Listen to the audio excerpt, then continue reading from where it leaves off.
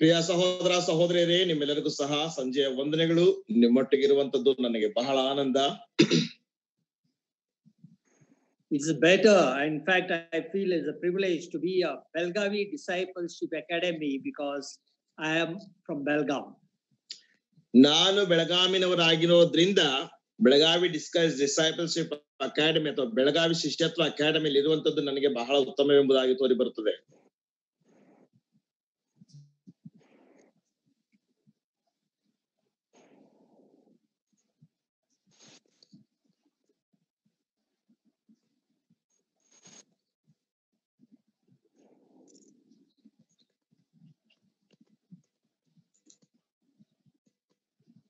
I am audible?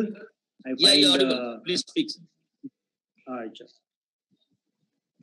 In fact, I praise God for the efforts which are being put on by brother for this ministry, and I think the main person is Brother Ezekiel. So I praise God for that. ಈ ಸೇವೆಗೋಸ್ಕರವಾಗಿ ಬಹಳ ಸಾಮರ್ಥ್ಯವನ್ನು ಹಾಕಿದಂತಹ ಸಹೋದರ ಎಜಿಕೇಲ್ ಆಗಿರೋದ್ರಿಂದ ನಾನು ದೇವರಿಗೆ ಸ್ತೋತ್ರವನ್ನು ಸಲ್ಲಿಸ್ತೇನೆ ಅವರಿಗೋಸ್ಕರ. In fact, this during a pandemic time, I think this is the best use of time and the resources which God has bestowed upon us, and this is a good sign of a stewardship as we are going to speak on the stewardship subject. ಖಂಡಿತವಾಗಿಯೂ ಸಹ ಈ ಒಂದು ಸಾಂಕ್ರಾಮಿಕದ ಸಮಯದಲ್ಲಿ ಈ ರೀತಿಯಾಗಿ ನಾವು ದೇವರ ಸನ್ನಿಧಾನದಲ್ಲಿ ಸಮಯವನ್ನು ಕಳೆಯುವಂತದ್ದು ಬಹಳ ಜನ್ಯಕರವಾದಂತಹ ಒಂದು ವಿಷಯವಾಗಿದೆ. ವಿಶೇಷವಾಗಿ ಮನೆಯ ವಾರ್ತೆಯವನೆಂಬಂತಹ ಈ ಒಂದು ಅಂಶವನ್ನು ಕಲಿಯುವಂತದ್ದು ಬಹಳ ಆಶೀರ್ವಾದದಾಯಕವಾದಂತಹ ಒಂದು ವಿಷಯವಾಗಿದೆ. Today, Lord has put on my heart to speak on stewardship, and for that, let us turn to Matthew chapter 24 and verse 45. ಈ ದಿನ ನನ್ನ ಹೃದಯದಲ್ಲಿ ಕರ್ತನು ಮನೆ ವಾರ್ತೆಯವನು ಎನ್ನುವಂತಹ ಒಂದು ವಿಷಯವನ್ನ ಆತನಿಟ್ಟಿದ್ದಾನೆ. ಅದಕ್ಕೋಸ್ಕರವಾಗಿ ನಾವು ಮತ್ತಾಯನ ಸುವಾರ್ತೆ 24ನೇ ಅಧ್ಯಾಯದ 45ನೇ ವಚನವನ್ನ ನಾವು ಓದಿಕೊಳ್ಳೋಣ. ಮತ್ತಾಯನ ಸುವಾರ್ತೆ 24ನೇ ಅಧ್ಯಾಯ 45ನೇ ವಚನವನ್ನ ನಾವು ಈ ಸಮಯದಲ್ಲಿ ಓದಿಕೊಳ್ಳೋಣ. ಹಾಗಾದರೆ ಯಜಮಾನನು ತನ್ನ ಮನೆಯವರಿಗೆ ಹೊತ್ತಿಗೆ ಆಹಾರ ಕೊಡಲಿಕ್ಕೆ ಅವರ ಮೇಲಿಟ್ಟ ನಂಬಿಗಸ್ತನು ವಿವೇಕಿಯು ಆದಂತ ಆಳು ಯಾರು? I will like brother to read also 1 Corinthians chapter 4 and verse 1 and 2. ಹಾಗೆಯೇ 1 ಕೊರಿಂಥದವರಿಗೆ ಬರೆದ ಪತ್ರಿಕೆ 4ನೇ ಅಧ್ಯಾಯ 1 ಮತ್ತು 2ನೆಯ ವಚನವನ್ನು ಸಹ ನಾವು ಓದಿಕೊಳ್ಳೋಣ. ಕೊರಿಂಥದವರಿಗೆ ಬರೆದ ಮೊದಲನೇ ಪತ್ರಿಕೆ 4ನೇ ಅಧ್ಯಾಯ 1 ಮತ್ತು 2ನೇ ವಚನವನ್ನು ಸಹ ನಾವು ಓದಿಕೊಳ್ಳೋಣ. ಜನರು ನಮ್ಮನ್ನು ಕ್ರಿಸ್ತನ ಕೈ ಕೆಳಗಿನವರಂತಲೂ ದೇವರು ತಿಳಿಸಿರುವ ಸತ್ಯಾರ್ಥಗಳ ವಿಷಯದಲ್ಲಿ ಮನೆವಾರ್ತೆಯವರೆಂತಲೂ ಎಣಿಸಬೇಕು. ಹೀಗಿರಲು ಮನೆವಾರ್ತೆಯವನು ನಂಬಿಗಸ್ತನಾಗಿ ಕಂಡು ಬರುವುದು ಅವಶ್ಯವಲ್ಲವೇ? ನನಗಾದರೂ ನಿಮ್ಮಿಂದಾಗಲಿ ಮನುಷ್ಯರು ನೇಮಿಸುವ ದಿನದಲ್ಲಾಗುವ ನ್ಯಾಯ ಸಭೆಯಿಂದಾಗಲಿ ವಿಚಾರಣೆಯಾಗದು ಅತ್ಯಲ್ಪ ಕಾರ್ಯವಾಗಿದೆ. ನಾನು ನನ್ನನ್ನು ವಿಚಾರಿಸಿಕೊಳ್ಳುವುದಿಲ್ಲ. We find here the Lord said, who then is that faithful and wise steward? ಇಲ್ಲಿ ಕರ್ತನಾದಂತ ಯೇಸು ಕ್ರಿಸ್ತನು ಹೇಳುತ್ತಾ ಇದ್ದಾನೆ, ಯಾವನು ನಂಬಿಗಸ್ತನಾದಂತಹ ಮತ್ತು ಬುದ್ಧಿಯುಳ್ಳಂತಹ ಮನೆವಾರ್ತೆಯವನಾಗಿದ್ದಾನೆ. And Lord answered that question in his own question by giving 3 parables in Matthew chapter 24 and 25. ಮತ್ತಾಯನ ಸುವಾರ್ತೆ 24 ಮತ್ತು 25ನೇ ಅಧ್ಯಾಯದಲ್ಲಿ 3 ಸಾಮ್ಯಗಳನ್ನು ಕೊಡುತ್ತಾ ತನ್ನ ಪ್ರಶ್ನೆಗೆ ತಾನೇ ಆತನ ಉತ್ತರವನ್ನು ಹೇಳುವಂತವನಾಗಿದ್ದಾನೆ. We are not going to go through the complete parables because of the time, but there are 3 parables which God gave. ಸಮಯದ ಮಿತಿ ಇರುವುದರಿಂದ ನಾವು ಸಂಪೂರ್ಣವಾಗಿ ಆ 3 ಸಾಮ್ಯಗಳಿಗೂ ಸಹ ನಾವು ಹೋಗುವುದಿಲ್ಲ. ಹೇಗೂ ಕರ್ತನು 3 ಸಾಮ್ಯಗಳನ್ನು ನಮಗಿಲ್ಲಿ ಕೊಟ್ಟಿದ್ದಾನೆ. The first parable, the Lord Jesus Christ spoke about faithful servant and the evil servant. ಮೊಟ್ಟ ಮೊದಲನೆಯ ಸಾಮ್ಯವನ್ನ ನಂಬಿಗಸ್ತನಾದಂತ The first ಆಳು parable the Lord Jesus Christ spoke is about faithful servant and evil servant. ಮೊದಲನೇದಾಗಿ ಕರ್ತನಾದ ಯೇಸು ಕ್ರಿಸ್ತನು ನಂಬಿಗಸ್ತನಾದ ಆಳು ಮತ್ತು ಕೆಟ್ಟ ಆಳು ಎಂಬಂತಹ ಸಾಮ್ಯವನ್ನು ಹೇಳುತ್ತಾನೆ. He put the ruler over is the household to give the food in due season, and he assigned that task to him. ಸಮಯ ಸಮಯಕ್ಕೆ ಮನೆಯಲ್ಲಿರುವಂತಹ ಆಳುಗಳಿಗೆ ಆಹಾರವನ್ನು ಕೊಡುವಂತಹ ವಿಷಯವನ್ನ ಅಥವಾ ಕೆಲಸವನ್ನ ಆ ಮನುಷ್ಯನಿಗೆ ಆತನು ಕೊಡುತ್ತಾನೆ ಅಥವಾ ಆ ಮನೆವಾರ್ತಿಯನಿಗೆ ಆತನು ನೇಮಿಸುತ್ತಾನೆ.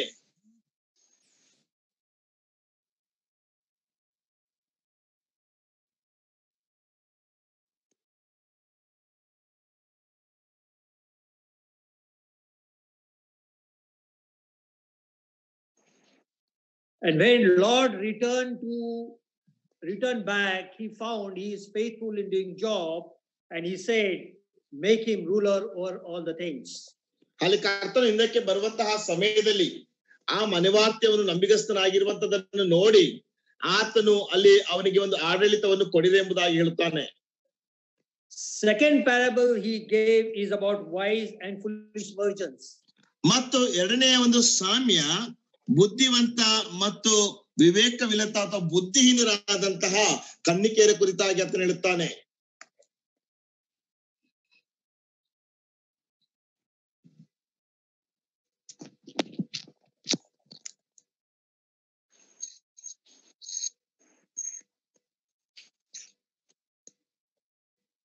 We find out of the 10 virgins, 5 were wise one, and they were well prepared, and they were prepared for any time of calling of for the wedding and for the bridegroom. ಆ 10 ಕನ್ನಿಕೆಯರಲ್ಲಿ 5 ಕನ್ನಿಕೆಯರು ಬುದ್ಧಿವಂತರಾಗಿ ಅವರು ತಮ್ಮ ಕರ್ತನಿಗೋಸ್ಕರವಾಗಿ ಅಥವಾ ಮೊದಲಿಂಗನಿಗೋಸ್ಕರವಾಗಿ ಕಾಯುತ್ತಾ ಇದ್ದರು.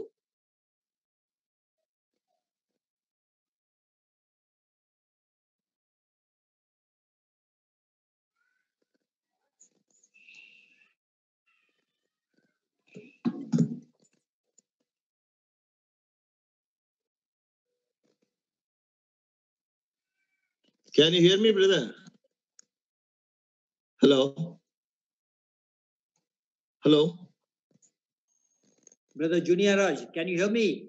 No, brother, I cannot. Now I can hear you. Yeah, I can hear you now. I think there was some technical problem. Doesn't matter. Okay. We find that I say the second parable what the Lord gave is wise and foolish virgins. ನಾನು ಹೇಳಿದಂತಹ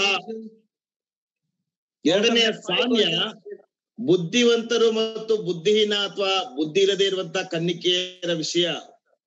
Out of that 5 virgins are well prepared with the oil and the lamp, and they were ready for waiting for the bridegroom, and the 5 of them were foolish and they were not prepared for that. ಆ 10 ಕನ್ನಿಕೆಯರಲ್ಲಿ 5 ಮಂದಿ ಕನ್ನಿಕೆಯರು ಅವರಲ್ಲಿ ಎಣ್ಣೆಯನ್ನು ಮತ್ತು ಆರತಿಗಳನ್ನು ತೆಗೆದುಕೊಂಡು ಬಹಳ ಸಿದ್ಧರಾಗಿದ್ದರು. ಆದ್ರೆ ಉಳಿದ 5 ಮಂದಿ ಕನ್ನಿಕೆಯರು ಬುದ್ಧಿಹೀನರಾಗಿ ಎಣ್ಣೆಯನ್ನು ಮತ್ತು ಆರತಿಯನ್ನು ತೆಗೆದುಕೊಳ್ಳದೆ ಅವರು ಸಿದ್ಧರಾಗಿರ್ಲಿಲ್ಲ.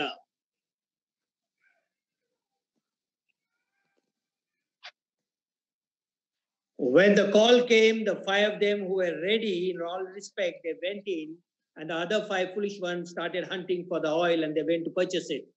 ಆ ಒಂದು ಕರೆ ಬಂದಂತಹ ಸಮಯದಲ್ಲಿ ಬುದ್ಧಿಯುಳ್ಳಂತಹ ಆ 5 ಮಂದಿ ಕನ್ನಿಕೆಯರು ಅವರು ಸಿದ್ಧರಾಗಿ ಹೋದರು. ಆದ್ರೆ ಬುದ್ಧಿ ಇಲ್ಲದೆ ಇರುವಂತವರು ಅವರು ಆ ಸಮಯದಲ್ಲಿ ಎಣ್ಣೆಗೋಸ್ಕರವಾಗಿ ಹುಡುಕ್ಲಿಕ್ಕೆ ಪ್ರಾರಂಭಿಸಿದರು. When they came back, the door was closed, and the voice came, I do not know you.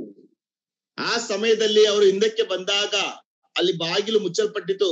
ಆಗ ಅಲ್ಲಿ ಬಂದಂತ ಸ್ವರವೇನೆಂದ್ರೆ, ನೀವು ಯಾರು ನನಗೆ ತಿಳಿಯನೆಂಬುದಾಗಿ ಅವರು ಹೇಳುತ್ತಾರೆ. The third parable the Lord Jesus Christ gave is the parable of talent, which we all know. ಮೂರನೇ ಒಂದು ಸಾಮ್ಯ ಕರ್ತನು ಕೊಟ್ಟಂತದ್ದು ತಲಾಂತುಗಳ ಸಾಮ್ಯ, ನಿಮ್ಮೆಲ್ಲರಿಗೂ ಸಹ ಗೊತ್ತಿದೆ. He called the 3 servants. One he gave 5 talents, second one he gave 2 talents, and the third one he gave 1 talent. ಆತನು 3 ಜನ ಸೇವಕರಿಗೆ ಕೊಟ್ಟು ಕರೆದು ಒಬ್ಬನಿಗೆ 5 ತಲಾಂತುಗಳನ್ನ, ಇನ್ನೊಬ್ಬನಿಗೆ 2 ತಲಾಂತುಗಳನ್ನ, ಮತ್ತೊಬ್ಬನಿಗೆ 1 ತಲಾಂತುಗಳನ್ನ ಕೊಡುತ್ತಾನೆ. When the Lord returned, the 5-talent person made 5 more talents by his abilities and by doing the business and gave, he said, Lord, here there are 10 talents, as well as 2-talent person earned 2 more talents, and he said, these are the 4 talents which I have made out of 2 talents. ಕರ್ತನು ಹಿಂದಿರುಗಿ ಬರುವಂತಹ ಸಮಯದಲ್ಲಿ 5 ತಲಾಂತುಗಳನ್ನು ಕೊಡಲ್ಪಟ್ಟಂತಹ ವ್ಯಕ್ತಿಯು ಅಥವಾ ಸೇವಕನು, ಓ ಕರ್ತನು ನೀನು ಕೊಟ್ಟಂತ 5 ತಲಾಂತುಗಳಲ್ಲಿ ಇನ್ನೂ 5 ತಲಾಂತುಗಳನ್ನು ನಾನು ಸಂಪಾದಿಸಿದ್ದೇನೆ, 10 ತಲಾಂತುಗಳನ್ನು ತೆಗೆದುಕೊ ಎಂಬುದಾಗಿ ಕೊಡ್ತಾನೆ. ಮತ್ತು 2 ತಲಾಂತುಗಳನ್ನ ಕೊಡಲ್ಪಟ್ಟಂತವನು, ಕರ್ತನು ಇನ್ನೂ 2 ತಲಾಂತುಗಳನ್ನು ನಾನು ಸಂಪಾದಿಸಿದ್ದೇನೆ, 4 ತಲಾಂತುಗಳನ್ನು ತೆಗೆದುಕೊ ಎಂಬುದಾಗಿ ಆತನಿಗೆ ಕೊಡ್ತಾನೆ.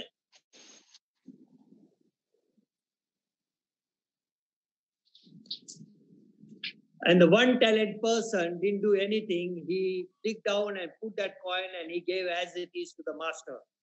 ಆದ್ರೆ 1 ತಲಾಂತನ್ನು ಕೊಡಲ್ಪಟ್ಟಂತಹ ವ್ಯಕ್ತಿ ಅದರಿಂದ ಏನನ್ನು ಸಹ ಮಾಡದೆ ಅದನ್ನ ಒಂದು ಗುಂಡಿಯೊಳಗೆ ಹಾಕಿ ಅದನ್ನ ಮುಚ್ಚಿಡ್ತಾನೆ. To the 5 and 2 talents, the Lord said, good and faithful servant, you have been faithful to what I gave to you, so I will make you ruler over many things and enter into the joy of your Lord. 5 ಮತ್ತು 2 ತಲಾಂತುಗಳನ್ನ ಕೊಟ್ಟಂತಹ ಆ ಸೇವಕರಿಗೆ ಕರ್ತನು, ಬಲ ನಂಬಿಗಸ್ತರಾದ ಒಳ್ಳೆಯ ಆಳುಗಳು, ನೀವು ನಿಮ್ಮ ವಿಶ್ರಾಂತಿಯಲ್ಲಿ ಅಥವಾ ನಿಮ್ಮ ಸಮಾಧಾನದಲ್ಲಿ ಸೇರಿರೆಂಬುದಾಗಿ ಆತನು ಹೇಳುತ್ತಾನೆ. We find there are 3 common things in these parables. ಈ ಸಾಮ್ಯಗಳಲ್ಲಿ ಬಹಳ ಸಾಮಾನ್ಯವಾದಂತಹ 3 ಅಂಶಗಳನ್ನು ನಾವು ನೋಡುತ್ತೇವೆ. The first thing is the absence of the Lord, that is representing our Lord Jesus Christ. ಅಲ್ಲಿ ತಲಾಂತು ಕೊಡಲ್ಪಟ್ಟಂತಹ ಒಡೆಯನನ್ನ ನಮ್ಮ ಕರ್ತನಾದಂತಹ ಯೇಸು ಕ್ರಿಸ್ತನು ಪ್ರತಿನಿಧಿಸುತ್ತಾನೆ. The second common thing what you find in these 3 parables are, there was those left behind with the responsibilities. ಎರಡನೇ ಒಂದು ಸಾಮಾನ್ಯವಾದಂತಹ ವಿಷಯವನ್ನು ನಾವು ನೋಡುವಾಗ ಅಲ್ಲಿ ಅವನಿಗೆ ಜವಾಬ್ದಾರಿಗಳು ಕೊಡಲ್ಪಡುತ್ತವೆ.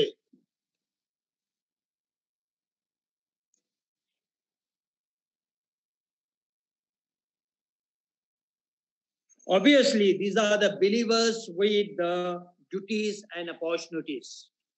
ಖಂಡಿತವಾಗಿಯೂ ಸಹ ಇದು ವಿಶ್ವಾಸಿಗಳ ಒಂದು ಜವಾಬ್ದಾರಿ ಮತ್ತು ಒಂದು ಅವಕಾಶಗಳಾಗಿದೆ. And the third common thing was they were waiting for the master's return. ಅವರೆಲ್ಲರೂ ಸಹ ಮೂರನೇ ಒಂದು ಸಾಮಾನ್ಯವಾದಂತ ಸತ್ಯಾಂಶವನ್ನು ನೋಡುವಾಗ ಅವರ ಒಡೆಯನು ಹಿಂದಿರುಗಿ ಬರುವಂತದ್ದನ್ನ ಎದುರು ನೋಡುತ್ತಾ ಇದ್ದಾರೆ. Just as the believers have to be alert for the second coming of our Lord Jesus Christ. ವಿಶ್ವಾಸಿಗಳು ನಮ್ಮ ಕರ್ತನಾದ ಯೇಸು ಕ್ರಿಸ್ತನ ಎರಡನೇ ಬರೋಣಕ್ಕೆ ಅವರು ಸಿದ್ಧರಾಗಿರುವಂತೆ ಅಥವಾ ಎಚ್ಚರಿಕೆ ಆಗಿರುವಂತೆ ಅಥವಾ ಎಚ್ಚರವಾಗಿರುವಂತೆ. Before we go ahead, let us see what the stewardship means. ನಾವು ಮುಂದಕ್ಕೆ ಹೋಗುವುದಕ್ಕಿಂತ ಮುಂಚಿತವಾಗಿ ಈ ಮನೆವಾರ್ತೆ ಅಥವಾ ಅಂದ್ರೆ ಏನೆಂಬುದಾಗಿ ನಾವು ನೋಡೋಣ. The steward is he who manages the household or a property that belongs to the another person. ಮತ್ತೊಬ್ಬ ವ್ಯಕ್ತಿಗೆ ಸಂಬಂಧಪಟ್ಟಂತ ಅಥವಾ ಮತ್ತೊಬ್ಬ ವ್ಯಕ್ತಿಯ ಮಾಲೀಕತ್ವದಲ್ಲಿ ಇರುವಂತಹ ಆ ಒಂದು ಮನೆಯನ್ನ ಮಾತನ್ನು ವ್ಯವಹರಿಸುವಂತವನೇ ಅಥವಾ ನಿರ್ವಹಿಸುವಂತವನೇ ಈ ಮನೆವಾರ್ತೆಯವನು. His responsibility is faithfully protecting and expanding the assets of another. ಮತ್ತೊಬ್ಬ ವ್ಯಕ್ತಿಯ ಆ ಒಂದು ಆಸ್ತಿಯನ್ನಾಗಲಿ ಆತನ ಮನೆಯನ್ನಾಗಲಿ ವಿಸ್ತರಿಸುವಂತದ್ದೇ ಮನೆಯ ವಾರ್ತೆಯವನ ಕರ್ತವ್ಯವಾಗಿದೆ. In Old Testament we find this is referred as one over a house. ಹಳೆ ಒಡಂಬಡಿಕೆಯಲ್ಲಿ ಒಬ್ಬ ಮನೆಯ ಮೇಲ್ವಿಚಾರಕನೆಂಬುದಾಗಿ ನೋಡುತ್ತೇವೆ. We all know the example of Joseph when he was sold by his brothers to the Egyptian. He went as a slave in Egypt, and Potiphar purchased him, who was a captain of the guard. ನಾವು ಹಳೆ ಒಡಂಬಡಿಕೆಯಲ್ಲಿ ನಮ್ಮೆಲ್ಲರಿಗೂ ಸಹ ಚಿರಪರಿಚಿತರಾದಂತ ಯೋಸೇಫನ ವಿಷಯದಲ್ಲಿ ನಾವು ನೋಡುವಂತಹ ಸಮಯದಲ್ಲಿ ಆತನ ಅಣ್ಣ ತಮ್ಮಂದಿರಿಂದ ಮಾರಲ್ಪಟ್ಟಂತಹ ಸಮಯದಲ್ಲಿ ಪೋಟಿಫರನು ಆತನು ಅವನನ್ನು ಕೊಂಡುಕೊಳ್ಳುತ್ತಾನೆ. In fact, he made him as overseer of his house. ಆ ವ್ಯಕ್ತಿಯು ಯೋಸೇಫನನ್ನು ತನ್ನ ಮನೆಯ ಮೇಲ್ವಿಚಾರಕರನ್ನಾಗಿ ಮಾಡುತ್ತಾನೆ. My dear brothers and sisters, God has kept you and me as a stewards to manage the God's kingdom or God's household on the earth. ನನ್ನ ಪ್ರಿಯ ಸಹೋದರ ಸಹೋದರಿಯರೇ, ಭೂಮಿಯ ಮೇಲೆ ನಾವು ದೇವರ ಸಾಮ್ರಾಜ್ಯವನ್ನು ಅಥವಾ ದೇವರ ರಾಜ್ಯವನ್ನು, ದೇವರ ಮನೆಯನ್ನ ನಿರ್ವಹಿಸುವುದಕ್ಕೋಸ್ಕರವಾಗಿ ವಿಶ್ವಾಸಿಗಳಾದಂತಹ ನಾವು ಇಡಲ್ಪಟ್ಟಂತವರಾಗಿದ್ದೇವೆ. In other words, we can say in God's kingdom, stewardship is a responsibility to faithfully protect and expand the resources God entrusted to us and to manage for Him. ಮತ್ತೊಂದು ವಿಷಯದಲ್ಲಿ ಹೇಳಬೇಕಾದ್ರೆ, ಆತನ ವಿಷಯಗಳನ್ನು ಅಥವಾ ಆತನ ವಸ್ತುಗಳನ್ನು ನಮಗೆ ಆತನು ಕೊಟ್ಟಿರುವಂತಹ ಸಮಯದಲ್ಲಿ ನಾವು ಆತನಿಗೋಸ್ಕರ ಅದನ್ನು ಸರಿಯಾದ ರೀತಿಯಲ್ಲಿ ನಿರ್ವಹಿಸುವಂತದ್ದು ಮತ್ತದನ್ನು ಅಭಿವೃದ್ಧಿ ಪಡಿಸುವಂತದ್ದೇ ಕೆಲಸವಾಗಿದೆ. Many a times we usually use the terminology, very casually in our life. ನಮ್ಮ ಜೀವಿತದಲ್ಲಿ ಅನೇಕ ಸಾರಿ ಈ ಒಂದು ವಿಷಯವನ್ನ ಅಥವಾ ಈ ಒಂದು ಅಂಶವನ್ನ ಬಹಳ ಸಾಧಾರಣವಾಗಿ ಉಪಯೋಗಿಸುತ್ತೇವೆ. We say my house, my land, my business, and my family, so and so forth.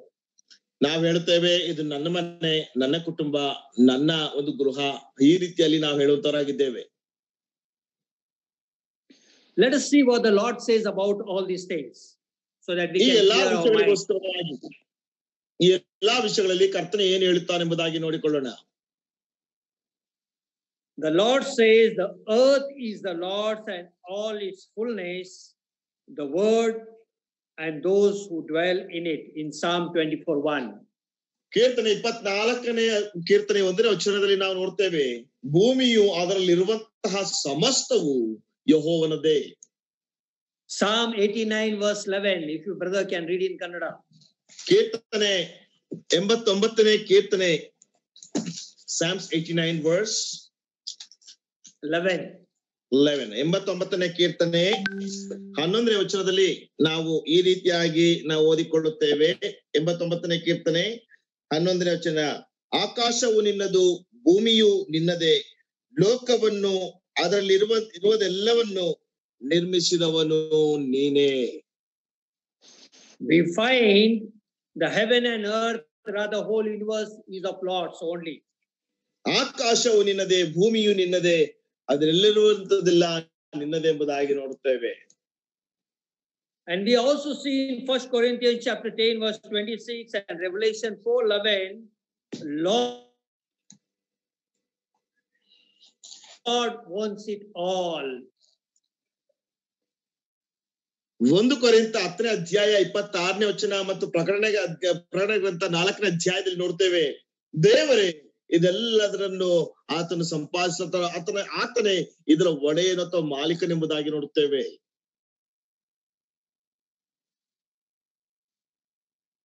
We can see in the Lord's word, the God says, the God of all the flesh, in Jeremiah 32:37. ಯೆರೆಮೀಯ 32:37ರಲ್ಲಿ ನಾವು ನೋಡ್ತೇವೆ, ಯೆಹೋವನದೇ ಇವೆಲ್ಲವೂ ಸಹ ಎಂಬುದಾಗಿ. He says all souls are his in Ezekiel chapter 18 and verse 4. ಯೆಹೆಜ್ಕೇಲ ಗ್ರಂಥ 18:4ರಲ್ಲಿ ನೋಡ್ತೇವೆ, ಅದರಲ್ಲಿ ಇರುವಂತದ್ದೆಲ್ಲವೂ ಸಹ ಆತನದೇ. We as a believers, as a born again believers, we should also know that Lord has purchased us by means of his precious blood, as we read in 1 Peter chapter 1, 18 and 19 verse. 1 ಪೇತ್ರ 1:18 ಮತ್ತು 19ರಲ್ಲಿ ನೋಡುವ ಹಾಗೆ ವಿಶ್ವಾಸಿಗಳಾದಂತಹ ನಮ್ಮನ್ನು ಕರ್ತನಾದ ಯೇಸು ಕ್ರಿಸ್ತನು ತನ್ನ ಅಮೂಲ್ಯವಾದಂತಹ ರಕ್ತದ ಮುಖಾಂತರವಾಗಿ ಕೊಂಡುಕೊಂಡನು. We also see in 1 Corinthians chapter 6 verse 19 and 20, and I like brother to read that verse. 1 ಕೊರಿಂಥ 6ನೇ ಅಧ್ಯಾಯ 19 ಮತ್ತು 20ನೇ ವಚನದಲ್ಲಿ ನಾವು ಅದೇ ರೀತಿಯಾಗಿ ನಾವು ಓದುವಂತಹ ಸಮಯದಲ್ಲಿ ಈ ರೀತಿಯಾಗಿ ನಾವು ಓದ್ತೇವೆ. 1 ಕೊರಿಂಥ 6ನೇ ಅಧ್ಯಾಯ 19 ಮತ್ತು 20ನೇ ವಚನ. ದೇವರಿಂದ ದೊರಕಿ ನಿಮ್ಮೊಳಗೆ ನೆಲೆಗೊಂಡಿರುವ ಪವಿತ್ರಾತ್ಮನಿಗೆ ನಿಮ್ಮ ದೇಹವು ಗರ್ಭಗುಡಿಯಾಗಿದೆ ಎಂದು ನಿಮಗೆ ತಿಳಿಯದು. ನೀವು ನಿಮ್ಮ ಸ್ವಂತ ಸತ್ತಲ್ಲ, ನೀವು ಕ್ರಯಕ್ಕೆ ಕೊಳ್ಳಲ್ಪಟ್ಟವರು ಆದ ಕಾರಣ ನಿಮ್ಮ ದೇಹದಲ್ಲಿ ದೇವರ ಪ್ರಭಾವವನ್ನ ಪ್ರಕಾಶಪಡಿಸಿರಿ. We are not our own because we are bought by the price. ನಾವು ನಮ್ಮ ಸ್ವಂತ ಸತ್ತಲ್ಲ, ನಾವು ಬೆಲೆಗೆ ಕೊಂಡುಕೊಳ್ಳಲ್ಪಟ್ಟವರು. So my dear brothers and sisters, whatever we are, including ourselves, our body, our soul, and whatever we have, including our family, everything belongs to God. We are only the stewards. We are only the managers. ನನ್ನ ಪ್ರಿಯ ಸಹೋದರ ಸಹೋದರಿಯರೇ, ನಮಗೆ ಏನೇ ಇದ್ದರೂ ಸಹ, ನಮ್ಮಲ್ಲಿ ಏನೇ ಇದ್ದರೂ ಸಹ ನಮ್ಮ ದೇಹವನ್ನು ಸೇರಿಸಿ ನಮಗಿರುವಂತದ್ದೆಲ್ಲವೂ ಸಹ ದೇವರದೇ ಆಗಿದೆ. ನಾವು ಕೇವಲ ಅದನ್ನು ನಿರ್ವಹಿಸುವಂತಹ ನಿರ್ವಾಹಕರು ಅಥವಾ ವ್ಯವಸ್ಥಾಪಕರು ಮಾತ್ರವೇ ಆಗಿದ್ದೇವೆ. When Lord is going to return, he is going to carry out a taste of us as the stewards or a management, and let us look those 4 ingredients as the stewards. ನಾವು ಕರ್ತರು ನಮ್ಮನ್ನು ಆ ಒಂದು managers ಅಥವಾ ಮನೆವಾರ್ತೆಯವರನ್ನ ಇಟ್ಟಂತ ಸಮಯದಲ್ಲಿ ಅದರಲ್ಲಿ ಇರುವಂತಹ 4 ಸಾಮಗ್ರಿಗಳನ್ನು ನಾವು ನೋಡೋಣ. ಮನೆವಾರ್ತೆತನದಲ್ಲಿದ್ದಂತ 4 ವಿಷಯಗಳನ್ನು ನಾವು ನೋಡಿಕೊಳ್ಳೋಣ. Let us read 1 Corinthians chapter 4 and verse 2. 1 ಕೊರಿಂಥ 4ನೇ ಅಧ್ಯಾಯ 2ನೇ ವಚನವನ್ನು ನಾವು ಓದಿಕೊಳ್ಳೋಣ. 1 ಕೊರಿಂಥ 4ನೇ ಅಧ್ಯಾಯ 2ನೇ ವಚನ. ಹೀಗಿರಲು ಮನೆವಾರ್ತೆಯವನು ನಂಬಿಗಸ್ತನಾಗಿ ಕಂಡು ಬರುವುದು ಅವಶ್ಯವಲ್ಲವೇ? Faithfulness is the first test, diligently handling our responsibilities faithfully. ನಾವು ನಮ್ಮಲ್ಲಿರುವಂತಹ ವಿಷಯಗಳನ್ನ ನಿರ್ವಹಿಸಲು ಅಥವಾ ವ್ಯವಸ್ಥಾಪನೆ ಮಾಡಲು ಮೊಟ್ಟ ಮೊದಲನೇದಾಗಿ ನಂಬಿಗಸ್ತಿಕೆ ಎನ್ನುವಂಥದ್ದು ಬಹಳ ಪ್ರಾಮುಖ್ಯವಾಗಿದೆ. Second test what we can find is in Luke chapter 16 and verse 11. ಎರಡನೆಯ ಒಂದು ವಿಷಯವನ್ನ ಲೂಕನ ಸುವಾರ್ತೆ ಲೂಕನ ಸುವಾರ್ತೆ chapter 16 and verse 11. 16ನೇ ಅಧ್ಯಾಯ 11ನೇ ವಚನದಲ್ಲಿ ನಾವು ಎರಡನೇ ವಿಷಯವನ್ನ ನಾವು ನೋಡುವಂತವರಾಗಿದ್ದೇವೆ. ಲೂಕನ ಸುವಾರ್ತೆ 16ನೇ ಅಧ್ಯಾಯ 11ನೇ ವಚನ. ಹೀಗಿರೋದ್ರಿಂದ ಅನ್ಯಾಯದ ಧನದ ವಿಷಯದಲ್ಲಿ ನೀವು ನಂಬಿಗಸ್ತರಾಗಿಲ್ಲದವರಾದರೆ ನಿಜವಾದ ಧನವನ್ನು ನಿಮ್ಮ ವಶಕ್ಕೆ ಯಾರು ಕೊಟ್ಟಾರು? Second test is honesty, not wasting or otherwise misusing goods what God entrusted to us. ನಮಗೆ ದೇವರು ನಮ್ಮ ವಿಷಯದಲ್ಲಿ ಆಸಕ್ತಿ ವಹಿಸಿದಂತಹ ವಿಷಯಗಳ ಕುರಿತಾಗಿ ಎರಡನೆಯ ಒಂದು ಪರೀಕ್ಷೆ ಇಲ್ಲಿ ನಂಬಿಗಸ್ತಿಕೆ ಎಂಬುದಾಗಿದೆ, ಆದ್ರೆ ನಿಷ್ಠೆ ಎಂಬುದಾಗಿ ನೋಡ್ತೇವೆ. Third, we find the test is of productivity. ಮೂರನೆಯ ಒಂದು ಪರೀಕ್ಷೆ ನಮ್ಮ ಒಂದು ಉತ್ಪಾದನೆ, bringing large return on the investment, as we saw in the parable of talents. 5 talent person brought 5 more talents, and 2 talents person brought 2 more talents. ನಮಗೆ ಕೊಟ್ಟಂತ ವಿಷಯಗಳಲ್ಲಿ ಅದನ್ನ ಪುನರುತ್ಪಾದನೆ ಮಾಡುವಂಥದ್ದು ವಿಷಯ. ಒಂದು ಉದಾಹರಣೆಯಾಗಿ ನಾವು ನೋಡಿದ ಹಾಗೆ 5 ತಲಾಂತಗಳಿಗೆ 5 ತಲಾಂತಗಳನ್ನು ಕೊಡಲ್ಪಟ್ಟಂತವನು 5 ಹೆಚ್ಚಾಗಿ ಕೊಟ್ಟನು. 2 ತಲಾಂತಗಳನ್ನು ಕೊಡಲ್ಪಟ್ಟಂತವನು 2 ಹೆಚ್ಚಾಗಿ ಕೊಟ್ಟನು.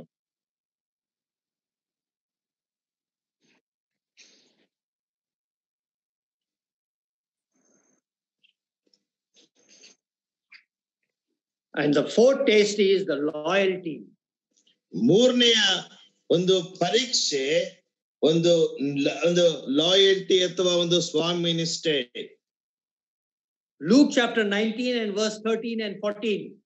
ಲೂಕನ ಸುವಾರ್ತೆ 19ನೇ ಅಧ್ಯಾಯ ಲೂಕನ ಸುವಾರ್ತೆ 19ನೇ ಅಧ್ಯಾಯ ಚಾಪ್ಟರ್ 19 verse 13 ಮತ್ತು 14ನೇ ವಚನ. ಲೂಕನ ಸುವಾರ್ತೆ 19ನೇ ಅಧ್ಯಾಯ 13 ಮತ್ತು 14ನೇ ವಚನದಲ್ಲಿ ನಾವು ಮತ್ತೊಂದು ವಿಷಯ ನೋಡ್ತೇವೆ. Luke chapter 19 verse 13 and 14. ಹೊರಡುವಾಗ ತನ್ನ ಆಳುಗಳಲ್ಲಿ 10 ಮಂದಿಯನ್ನು ಕರೆದು ಅವರಿಗೆ 10 ಮೊಹರಿಗಳನ್ನು ಕೊಟ್ಟು, ನಾನು ಬರುವ ತನಕ ವ್ಯಾಪಾರ ಮಾಡಿಕೊಂಡಿರಿ ಎಂದು ಹೇಳಿ ಹೋದನು. ಆದರೆ ಅವನ ಪಟ್ಟಣದ ನಿವಾಸಿಗಳು ಅವನನ್ನು ದ್ವೇಷಿಸಿ ಅವನ ಹಿಂದೆ ರಾಯಭಾರಿಗಳನ್ನು ಕಳುಹಿಸಿ, ಇವನು ನಮ್ಮ ಮೇಲೆ ದೊರೆತನ ಮಾಡುವುದು ನಮಗೆ ಇಷ್ಟವಿಲ್ಲ ಎಂದು ಹೇಳಿಸಿದನು. ಆಮೇಲೆ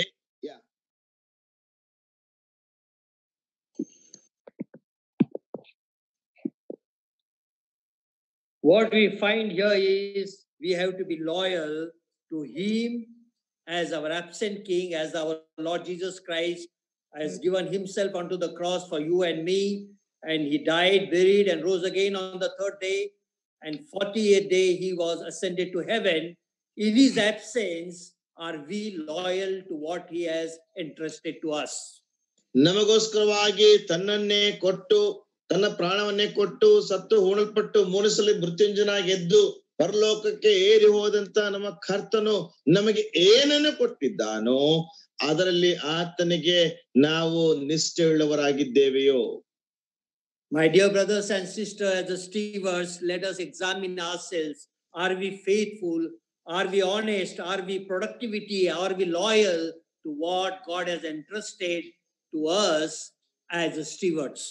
ನನ್ನ ಪ್ರಿಯ ಸಹೋದರ ಸಹೋದರಿಯರೇ, ಕರ್ತನು ನಮಗೆ ಕೊಟ್ಟಂತಹ ವಿಷಯಗಳಲ್ಲಿ ಮನೆವಾರ್ತೆಯವರಾದಂತಹ ನಾವುಗಳು ನಮಗೆ ಕೊಟ್ಟಂತಹ ವಿಷಯಗಳಲ್ಲಿ ಕರ್ತನಿಗೆ ನಾವು ನಂಬಿಗಸ್ತರಾಗಿದ್ದೇವೆಯೋ? My dear brothers and sisters, we should all remember that whatever we have is belong to the owner, that is the Lord. ನನ್ನ ಪ್ರಿಯರೇ, ನಾವು ಬಹಳ ನೆನಪಿನಲ್ಲಿ ಇಟ್ಟುಕೊಳ್ಳಬೇಕಾದಂತ ವಿಷಯವೇನೆಂದ್ರೆ, ನಮಗೇನೇ ಕೊಡಲ್ಪಟ್ಟಿದ್ದರೂ ಸಹ ಅದು ನಮ್ಮ ಒಡೆಯನದು ಅಥವಾ ನಮ್ಮ ಮಾಲೀಕನದಾಗಿದೆ. We are simply managing the things what he has rendered to, rather entrusted to us, and we have to render him in return on all his investment. ನಮ್ಮ ಮೇಲೆ ಆತನು ಹಾಕಿದಂತಹ ಅಥವಾ ನಮ್ಮ ಮೇಲೆ ಆತನು ಆಸಕ್ತಿಯನ್ನು ವಹಿಸಿದಂತಹ, ನಮ್ಮ ಮೇಲೆ ಆತನು ವೆಚ್ಚ ಮಾಡಿದಂತಹ ವಿಷಯಗಳನ್ನ ನಾವು ಪುನಃ ತಿರುಗಿ ಆತನಿಗೆ ಕೊಡಬೇಕೆಂಬಂತ ವಿಷಯವನ್ನ ನಾವು ಬಹಳ ಎಚ್ಚರಿಕೆಯುಳ್ಳವರಾಗಿ ನಮ್ಮ ಮನಸ್ಸಲ್ಲಿ ಇಟ್ಟುಕೊಳ್ಳಬೇಕು. God has given us a freedom to manage his household. That is the beauty of a human being. That's why we are in his own image. ಒಬ್ಬ ಮನುಷ್ಯನ ಸೌಂದರ್ಯದ ವಿಷಯವೇನೆಂದರೆ, ದೇವರು ತನ್ನ ಮನೆಯಲ್ಲಿರುವಂತಹ ವಿಷಯಗಳಲ್ಲಿ ನಾವು ನಿರ್ವಹಿಸಲು ನಮಗೆ ಸ್ವಾತಂತ್ರ್ಯವನ್ನು ಕೊಟ್ಟಿದ್ದಾನೆ. ನಮ್ಮನ್ನು ತನ್ನ ಹೋಲಿಕೆಗೆ ಸರಿಯಾಗಿ ಆತನು ಸೃಷ್ಟಿಸಿದ್ದಾನೆ. Moment we start thinking and acting as a owner, you become an adversary, because everything belongs to God and we want nothing. ಎಲ್ಲವೂ ಸಹ ದೇವರದು ಮಾತ್ರವೇ ಆಗಿದೆ, ನಮ್ಮಲ್ಲಿ ಏನೂ ಇಲ್ಲ. ಆದರೆ ನೀನು ಮಾಲೀಕನು ಅಥವಾ ನಿನ್ನಲ್ಲಿ ಮಾಲೀಕತ್ವ ಇದೆ ಎಂಬುದಾಗಿ ಆಲೋಚನೆ ಮಾಡಿದಂತ ಅದೇ ಕ್ಷಣದಲ್ಲಿಯೇ ನೀನು ಆತನಿಗೆ ಒಬ್ಬ ಶತ್ರುವಾಗಿರುತ್ತೆ ಅಥವಾ ಒಬ್ಬ ವಿರೋಧಿ ಆಗಿರುತ್ತೆ. We are not owners, we are just a manager or a stewards. ನಾವು ಮಾಲೀಕರಲ್ಲ, ನಾವು ಕೇವಲ ಮನೆವಾರ್ತೆಯವರು ಅಥವಾ ಅದನ್ನು ವ್ಯವಸ್ಥಾಪನೆ ಮಾಡುವಂತವರಾಗಿದ್ದೇವೆ.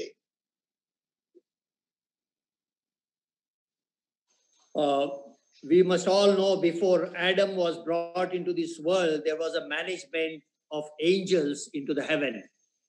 ನಮ್ಮೆಲ್ಲರಿಗೂ ಸಹ ತಿಳಿದಿರುವ ಹಾಗೆ ಆದಾಮನು ಲೋಕಕ್ಕೆ ಆತನ ಅಥವಾ ಇಲ್ಲಿ ಸೃಷ್ಟಿ ಮಾಡಲ್ಪಡುವುದಕ್ಕಿಂತ ಮುಂಚಿತವಾಗಿ ಈ ಭೂಮಿಯನ್ನೆಲ್ಲವನ್ನು ಸಹ ವ್ಯವಸ್ಥೆ ಮಾಡುವಂತವರು ಅಥವಾ ನಿರ್ವಹಿಸುವಂತವರು ದೇವದೂತರಾಗಿದ್ದರು.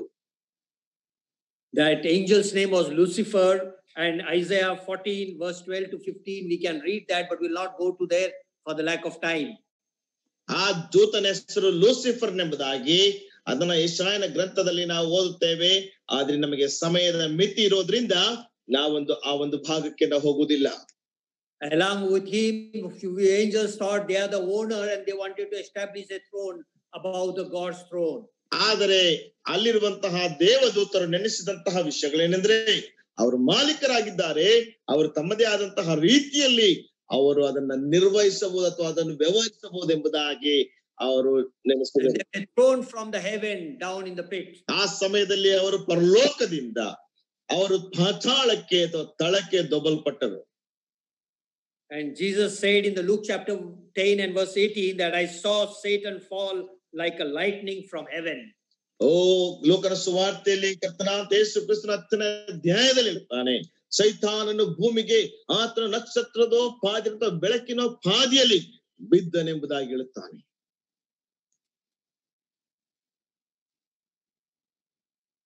This realization has to impress upon us that what our responsibilities towards God. ಈ ಒಂದು ವಿಷಯಗಳು ಕರ್ತನಿಗೋಸ್ಕರವಾಗಿ ನಮ್ಮ ಜವಾಬ್ದಾರಿಕೆ We have to realize, brother, ನಮಗೆ that what are our ಕಲಿಸುವಂತದ್ದಾಗಿದೆ. responsibilities to God. ನಮ್ಮ ಜವಾಬ್ದಾರಿಕೆ ದೇವರಿಗೋಸ್ಕರವಾಗಿ ಏನೆಂಬುದಾಗಿ ಅದು ತಿಳಿಸಬೇಕು.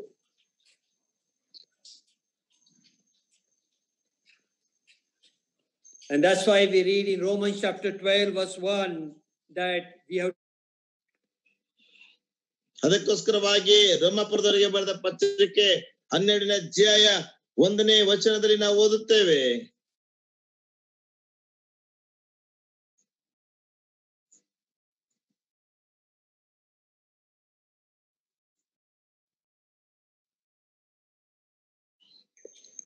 Did you hear my last conversation, brother? No, brother, I could not. Did you hear my conversation? Last Sorry, conversation. I'm sorry, I couldn't hear. Romans chapter 12. Am I audible? Yeah, now. Junior Raj. Now. Can you hear me?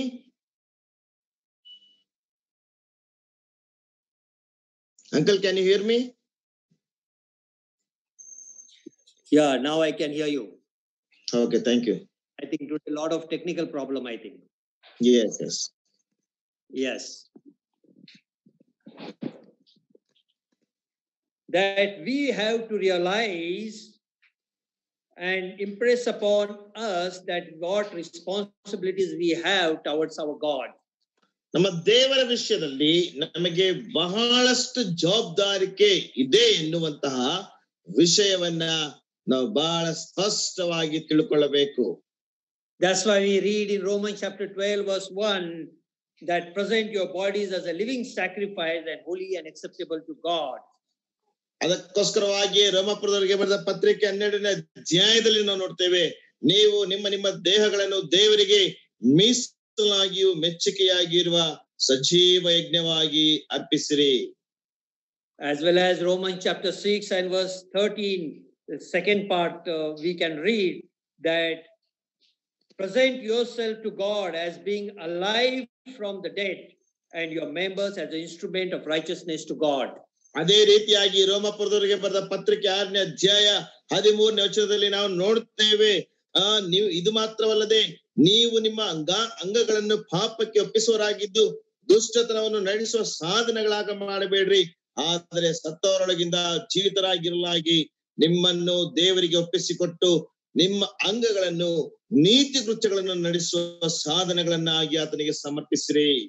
As a steward will yield every member to God's service. ನಾವು ಮನೆವಾಚ್ಯವರಾಗಿ ನಮ್ಮ ಪ್ರತಿಯೊಂದು ಅಂಗವನ್ನು ಸಹ ನಾವು ದೇವರ ಸೇವೆಗೋಸ್ಕರವಾಗಿ ಒಪ್ಪಿಸಬೇಕು. God has given us time, He has given us truth, He has given us treasure, and He has given us talent, abilities. ನಮಗೆ ದೇವರು ನಮಗೆ ಸಮಯವನ್ನು ಕೊಟ್ಟಿದ್ದಾನೆ, ಆರೋಗ್ಯವನ್ನು ಕೊಟ್ಟಿದ್ದಾನೆ, ನಮಗೆ ವರಗಳನ್ನು ಕೊಟ್ಟಿದ್ದಾನೆ, ತಲಾಂತುಗಳನ್ನು ಕೊಟ್ಟಿದ್ದಾನೆ, ಸಾಮರ್ಥ್ಯವನ್ನು ಕೊಟ್ಟಿದ್ದಾನೆ.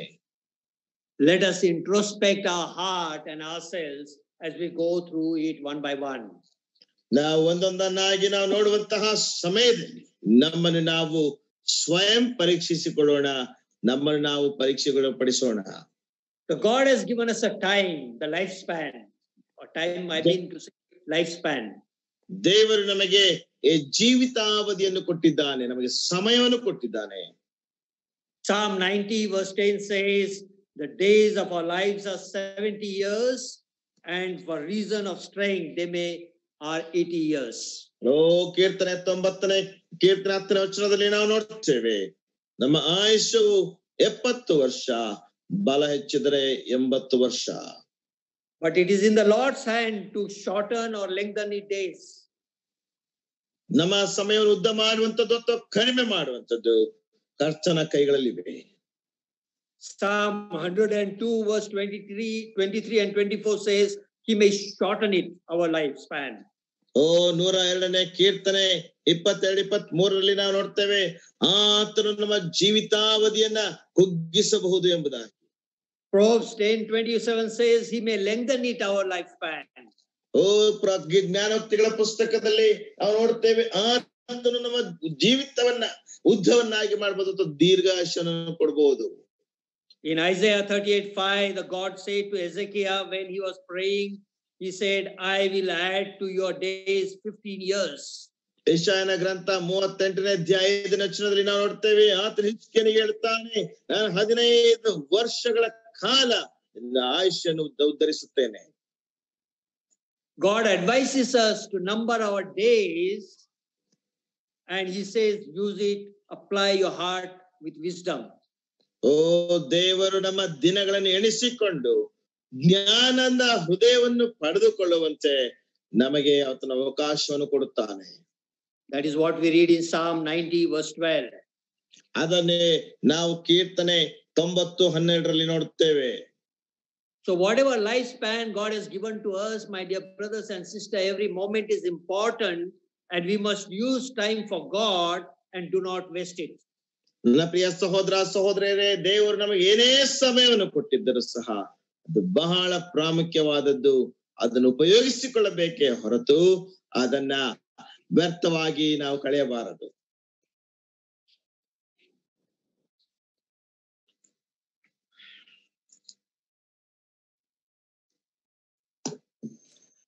Yes, we all need the time for fellowship with our family, our friends, and others.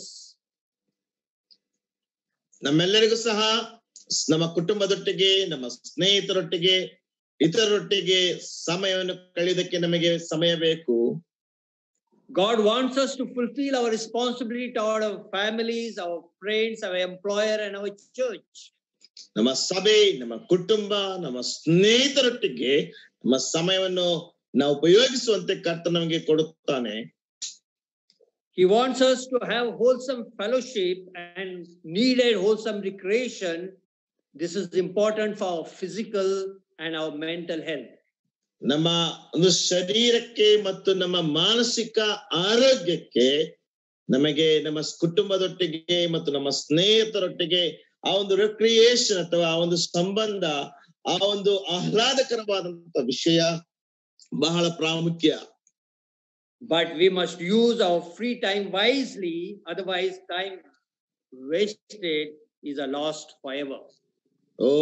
ಆ ವಿಷಯಗಳನ್ನು ನಾವು ಬಹಳ ನಮ್ಮ ಸಮಯವನ್ನು ಬಹಳ ಮಿತವಾಗಿ ಅಥವಾ ಬಹಳ ಎಚ್ಚರಿಕೆಯಿಂದ ಉಪಯೋಗಿಸಬೇಕು. ಇಲ್ಲದಿದ್ದರೆ ಆ ಸಮಯವು ಎಂದೆಂದಿಗೂ ಸಹ ವ್ಯರ್ಥವಾಗಲಿಕ್ಕೆ ಸಾಧ್ಯವಿದೆ. What idle time what we have in our family or in a church, we should use it for the prayer, for service, for the ministry, or for the church outreach program. ನಮ್ಮ ಸಭೆಯಲ್ಲಿ ಅಥವಾ ನಮ್ಮ ಮನೆಯಲ್ಲಿ ನಮಗಿರುವಂತಹ ಸಮಯವನ್ನ ಪ್ರಾರ್ಥನೆಗೋಸ್ಕರವಾಗಿ, ಸೇವೆಗೋಸ್ಕರವಾಗಿ ಮತ್ತು outreach ಸೇವೆಗೋಸ್ಕರವಾಗಿ ಮತ್ತು ದೇವರ ಸೇವೆಗೋಸ್ಕರವಾಗಿ ಅದನ್ನು ಉಪಯೋಗಿಸಬೇಕು. There will be a greatly blessing for all of us, and we'll find it is multiplied, and not only that, there will be a revival into the place where we are. ಅದು ನಮಗೆ ಬಹಳಷ್ಟು ಆಶೀರ್ವಾದವನ್ನು ಕೊಟ್ಟು ಅದು ದ್ವಿಗುಣವಾಗುತ್ತದೆ ಮತ್ತು ನಾವೆಲ್ಲೇ ಇದ್ದರೂ ಸಹ ಅದು ಅವರ ಉಪಯೋಗಕ್ಕೆ ಬರುವಂತದ್ದಾಗಿದೆ. Can I ask this question to each brother and sisters who are here, including myself? Today's whole day from morning till evening, how much time we wasted without doing anything? ನಮ್ಮೆಲ್ಲರನ್ನು ಸಹ ಪ್ರಿಯ ಸಹೋದರ ಸಹೋದರಿಯರನ್ನು ನನ್ನನ್ನು ಸೇರಿಸಿ ಒಂದು ಪ್ರಶ್ನೆಯನ್ನು ನಾನು ಕೇಳುತ್ತೇನೆ. ಈ ಮುಂಜಾನೆ ವೇಳೆಯಿಂದ ಇದುವರೆಗೂ ಸಹ ಏನೂ ಮಾಡದೆ ಎಷ್ಟು ಸಮಯವನ್ನು ನಾವು ವ್ಯರ್ಥ ಮಾಡಿದ್ದೇವೆ. How we are utilize our time during this pandemic time, during the lockdown time, how we are utilized all the time available to us. ನಮಗೆ ಸಿಗುವಂತ ಎಲ್ಲಾ ಸಮಯವನ್ನ ಈ ಒಂದು ಸಾಂಕ್ರಾಮಿಕ ರೋಗದ ಸಮಯದಲ್ಲಿ, ಲಾಕ್ಡೌನ್ ನ ಸಮಯದಲ್ಲಿ ಯಾವ ರೀತಿಯಲ್ಲಿ ಅದನ್ನು ವಿನಿಯೋಗಿಸುತ್ತಾ ಇದ್ದೇವೆ. We all know it is a sin to take one's own life or some other person's life. ಒಬ್ಬನ ಒಂದು ಸಮಯವನ್ನು ಅಥವಾ ಒಬ್ಬನ ಜೀವವನ್ನ ಮತ್ತೊಬ್ಬನ ತೆಗೆಯುವಂತದ್ದು ಪಾಪ ಎಂಬುದಾಗಿ ನಮಗೆ ಗೊತ್ತು. And my dear brothers and sisters, it is equally a sin to kill several years of one's life through wasting our time. ಹಾಗೆ ನನ್ನ ಪ್ರಿಯ ಸಹೋದರ ಸಹೋದರಿಯರೇ, ನಮ್ಮಲ್ಲಿರುವಂತ ಅನೇಕ ವರ್ಷಗಳನ್ನ ವ್ಯರ್ಥ ಮಾಡುವಂತದ್ದು ಅಥವಾ ಕೊಲ್ಲುವಂತದ್ದು ಸಹ ಪಾಪವೇ ಆಗಿದೆ. Can I ask, are we judiciously and faithfully using the time what God has given to you and me? ನನಗೆ ಮತ್ತು ನಿಮಗೆ ದೇವರು ಕೊಟ್ಟಂತಹ ಸಮಯವನ್ನ ನ್ಯಾಯವಾಗಿ ನ್ಯಾಯಬದ್ಧವಾಗಿ ಉಪಯೋಗಿಸುತ್ತಾ ಇದ್ದೇವೆಯೋ ಎನ್ನುವಂತಹ ಪ್ರಶ್ನೆಯನ್ನ ನಾನು ಕೇಳುತ್ತೇನೆ. Second, God has given us to steward or to manage the talents, or we can call it as ability.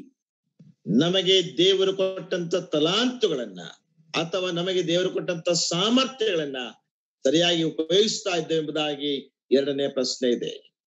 Of course, in scripture, in Matthew chapter 25, it refers talent as sum of money. ಮತ್ತಾಯನ ಸುವಾರ್ತೆ 25ನೇ ಅಧ್ಯಾಯದಲ್ಲಿ ಈ ತಲಾಂತು ಎಂಬುದಾಗಿ ಹೇಳುವಾಗ ಹಣವನ್ನು ಅದು ಪ್ರತಿನಿಧಿಸುವಂತದ್ದಾಗಿದೆ. But it represents the various abilities which God has given to you and me. ಆದ್ರೆ ದೇವರು ನನಗೆ ನಿನಗೆ ಕೊಟ್ಟಂತ ಸಾಮರ್ಥ್ಯದ ಕುರಿತಾಗಿ ಏನು? Intelligence, spatial knowledge or skill, physical aptitude and appearance, everything is a provision of God in our life. ನಮ್ಮ ಜೀವಿತದಲ್ಲಿ ನಮಗೆ ದೇವರು ಕೊಟ್ಟಂತ ಸಾಮರ್ಥ್ಯ, ಕೌಶಲ್ಯ, ವಿಶೇಷವಾದಂತಹ ಒಂದು ಜ್ಞಾನ, ಇದೆಲ್ಲವೂ ಸಹ ಆರೋಗ್ಯ, ಇದೆಲ್ಲವೂ ಸಹ ದೇವರಿಂದ ನಮಗೆ ಕೊಡಲ್ಪಟ್ಟಂತ ಒಂದು ದಾನವಾಗಿದೆ. And this Lord has given not for our self use, but he has given it to build up others in the church. ದೇವರು ಇದೆಲ್ಲವನ್ನು ಸಹ ನಮಗೆ ನಮ್ಮ ಒಂದು ಸ್ವ ಉಪಯೋಗಕ್ಕೋಸ್ಕರವಾಗಿ ಕೊಟ್ಟಂತದ್ದಲ್ಲ, ಸಭೆಯಲ್ಲಿ ಇತರರನ್ನ ನಾವು ಬೆಳೆಸುವುದಕ್ಕೋಸ್ಕರವಾಗಿ ಅಥವಾ ಸಭೆಗೋಸ್ಕರವಾಗಿ ದೇವರು ನಮಗೆ ಕೊಟ್ಟಿದ್ದಾನೆ. I like brother to read 1 Corinthians chapter 12 verse 4 to 7. ಕೊರಿಂಥದವರಿಗೆ ಬರೆದ ಮೊದಲನೆಯ ಪತ್ರಿಕೆ 12ನೇ ಅಧ್ಯಾಯ 4ರಿಂದ 7ನೇ ವಚನವನ್ನ ನಾವು ಓದಿಕೊಳ್ಳೋಣ. ಕೊರಿಂಥದವರಿಗೆ ಬರೆದ ಪತ್ರಿಕೆ, ಮೊದಲನೇ ಪತ್ರಿಕೆ 1 Corinthians chapter 12 verse 4 to 7. 12ನೇ ಅಧ್ಯಾಯ 4ರಿಂದ 7ನೇ ವಚನ. 1 ಕೊರಿಂಥ 12 4ರಿಂದ 7. ವರಗಳಲ್ಲಿ ಬೇರೆ ಬೇರೆ ವಿಧಗಳುಂಟು, ದೇವರಾತ್ಮನು ಒಬ್ಬನೇ. ಸೇವೆಗಳಲ್ಲಿ ಬೇರೆ ಬೇರೆ ವಿಧಗಳುಂಟು, ಕರ್ತನು ಒಬ್ಬನೇ. ಕಾರ್ಯಗಳಲ್ಲಿ ಬೇರೆ ಬೇರೆ ವಿಧಗಳುಂಟು, ಸರ್ವದರಲ್ಲಿಯೂ ಸರ್ವ ಕಾರ್ಯವನ್ನು ಸಾಧಿಸುವ ದೇವರು ಒಬ್ಬನೇ. ಆದರೆ ಪ್ರತಿಯೊಬ್ಬನಲ್ಲಿ ತೋರಿ ಬರುವ ದೇವರಾತ್ಮನ ವರಗಳು ಸರ್ವರ ಪ್ರಯೋಜನಾರ್ಥವಾಗಿವೆ ಎಂದು ಪ್ರಯೋಜನವಾದಕ್ಕೋಸ್ಕರವಾಗಿ ಕೊಡಲ್ಪಟ್ಟಿವೆ. These abilities were given to us for the built up the others in the church. ಸಭೆಯಲ್ಲಿ ಇತರರ ಅಭ್ಯುದಯಕ್ಕೋಸ್ಕರವಾಗಿ ದೇವರು ನಮಗೆ ವರಗಳನ್ನು ಕೊಟ್ಟಿದ್ದಾನೆ. 1 Peter chapter 4 and verse 10, if you can read brother. 1 ಪೇತ್ರ 4ನೇ ಅಧ್ಯಾಯ 10ನೇ ವಚನವನ್ನ ನಾವು ಓದಿಕೊಳ್ಳೋಣ. 1 ಪೇತ್ರ 4ನೇ ಅಧ್ಯಾಯ 10ನೆಯ ವಚನ.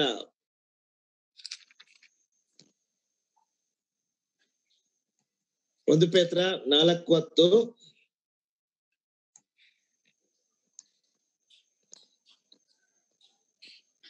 ನೀವೆಲ್ಲರೂ ದೇವರ ವಿವಿಧ ಕೃಪೆಯ ವಿಷಯದಲ್ಲಿ ಒಳ್ಳೆ ಮನೆವಾರ್ತೆಯವರಾಗಿದ್ದು, ಪ್ರತಿಯೊಬ್ಬನು ತಾನು ಹೊಂದಿದ ಕೃಪಾವರವನ್ನು ಎಲ್ಲರ ಸೇವೆಯಲ್ಲಿ ಉಪಯೋಗಿಸಲಿ.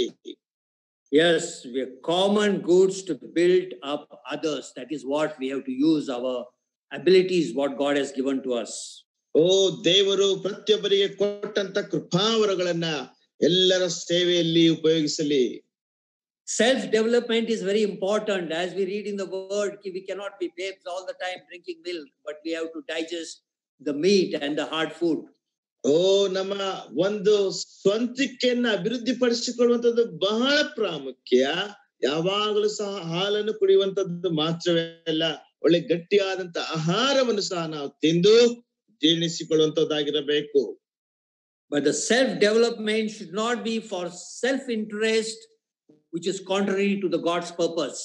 ನಮ್ಮ ಸ್ವ ಅಭಿವೃದ್ಧಿಯನ್ನ ನಾವು ನಮಗೋಸ್ಕರವಾಗಿ ಮಾತ್ರವೇ ಅಭಿವೃದ್ಧಿ ಪಡಿಸಿಕೊಳ್ಳಬಾರದು. ಅದನ್ನ ಒಂದು ವೇಳೆ ನಾವು ನಮಗೋಸ್ಕರವಾಗಿ ಮಾತ್ರ ಅಭಿವೃದ್ಧಿ ಪಡಿಸಿಕೊಂಡರೆ ಅದು ದೇವರ ನಿಯಮಕ್ಕೆ ಅದು ವಿರುದ್ಧವಾದದ್ದಾಗಿದೆ. The self-development is meant for common goods and build others. That's why we have to improve ourselves, not for the selfish gains. ಈ ಸ್ವ ಅಭಿವೃದ್ಧಿ ಎನ್ನುವಂಥದ್ದು ಇತರರಿಗೋಸ್ಕರವಾಗಿ, ಇತರ ಒಂದು ಅಭಿವೃದ್ಧಿಗೋಸ್ಕರವಾಗಿ ಉಪಯೋಗಿಸಬೇಕೇ ಹೊರತು ನಮ್ಮ ಸ್ವ ಅಭಿವೃದ್ಧಿಗೋಸ್ಕರವಾಗಿ ಅಲ್ಲ. The third thing what God has entrusted us as a stewards is the truth. ಮೂರನೇದಾಗಿ ದೇವರು ನಮ್ಮಲ್ಲಿ ಮನೆವಾರ್ತೆಯವರಾದಂತ ನಮ್ಮಲ್ಲಿ ಆಸಕ್ತಿ ವಹಿಸಿದಂತಹ ವಿಷಯ ಸತ್ಯ. In 1 Corinthians chapter 4 verse 1 we say we are the stewards of the mysteries of God.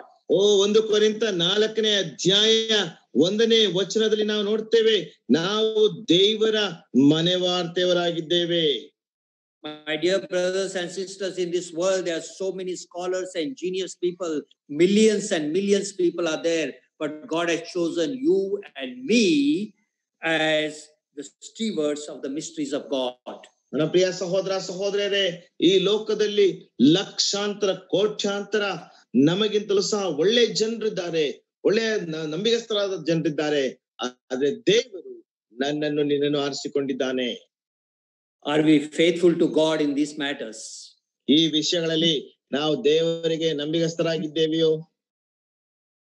I like brother to read Matthew chapter 13 and verse 52.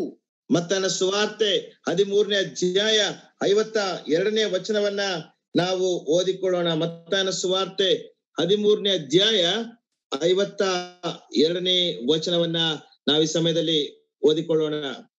ಮತ್ತಾಯನ ಸುವಾರ್ತೆ 13:52.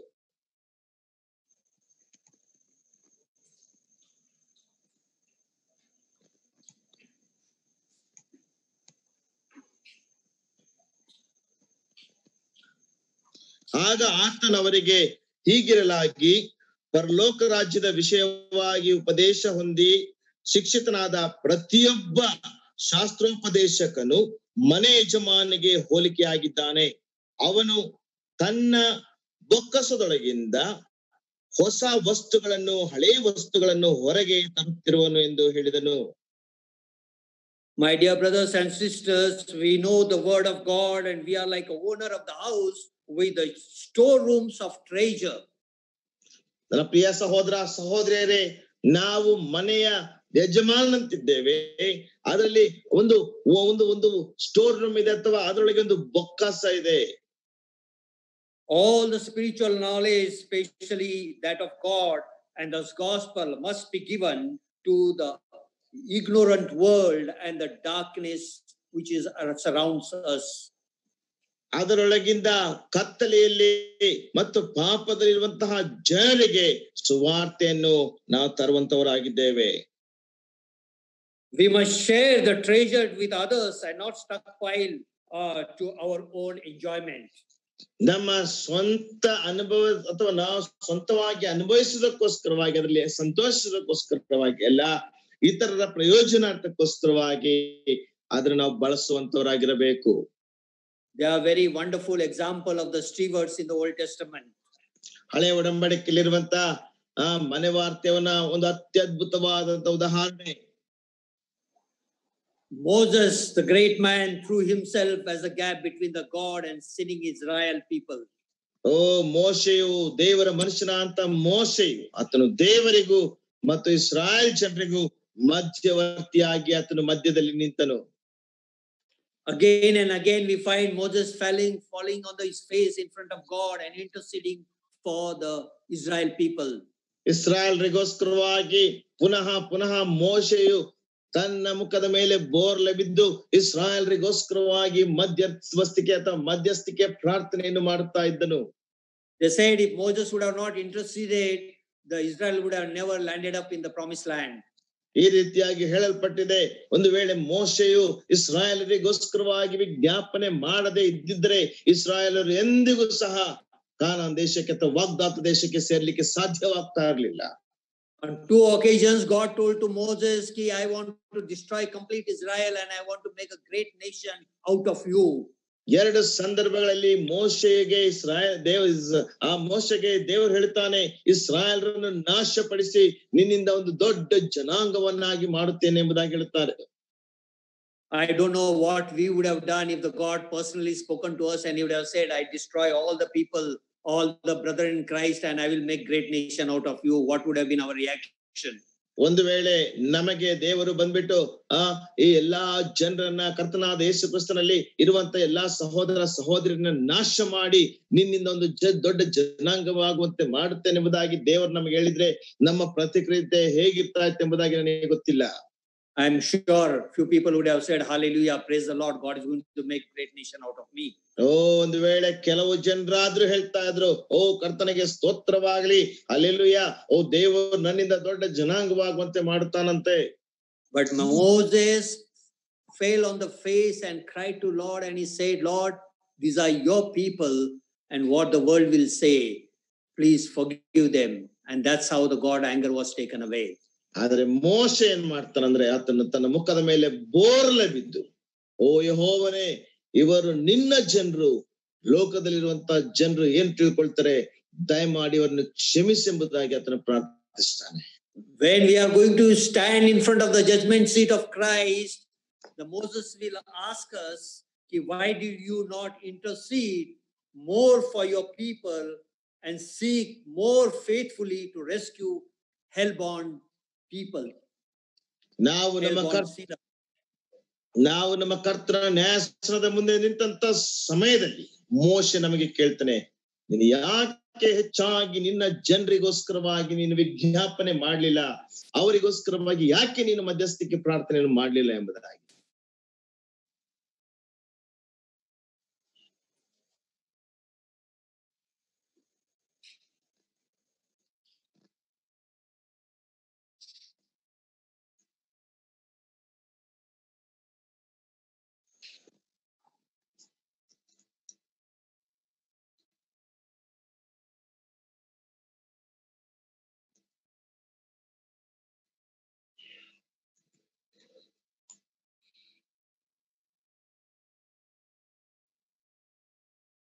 Can you hear me?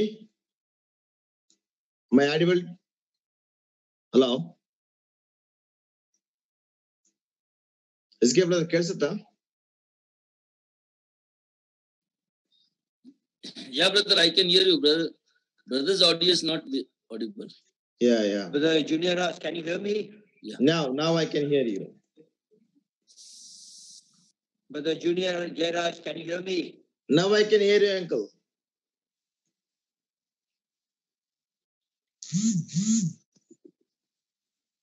Brother Junior Jairaj, can you hear me? Yes, uncle, I can hear you.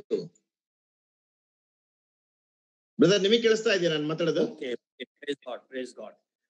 We find Nehemiah, when he heard the plight of the Jerusalem, he could not stand. He was so much with a grief in the heart. He could sit down and he fasted and prayed for many days.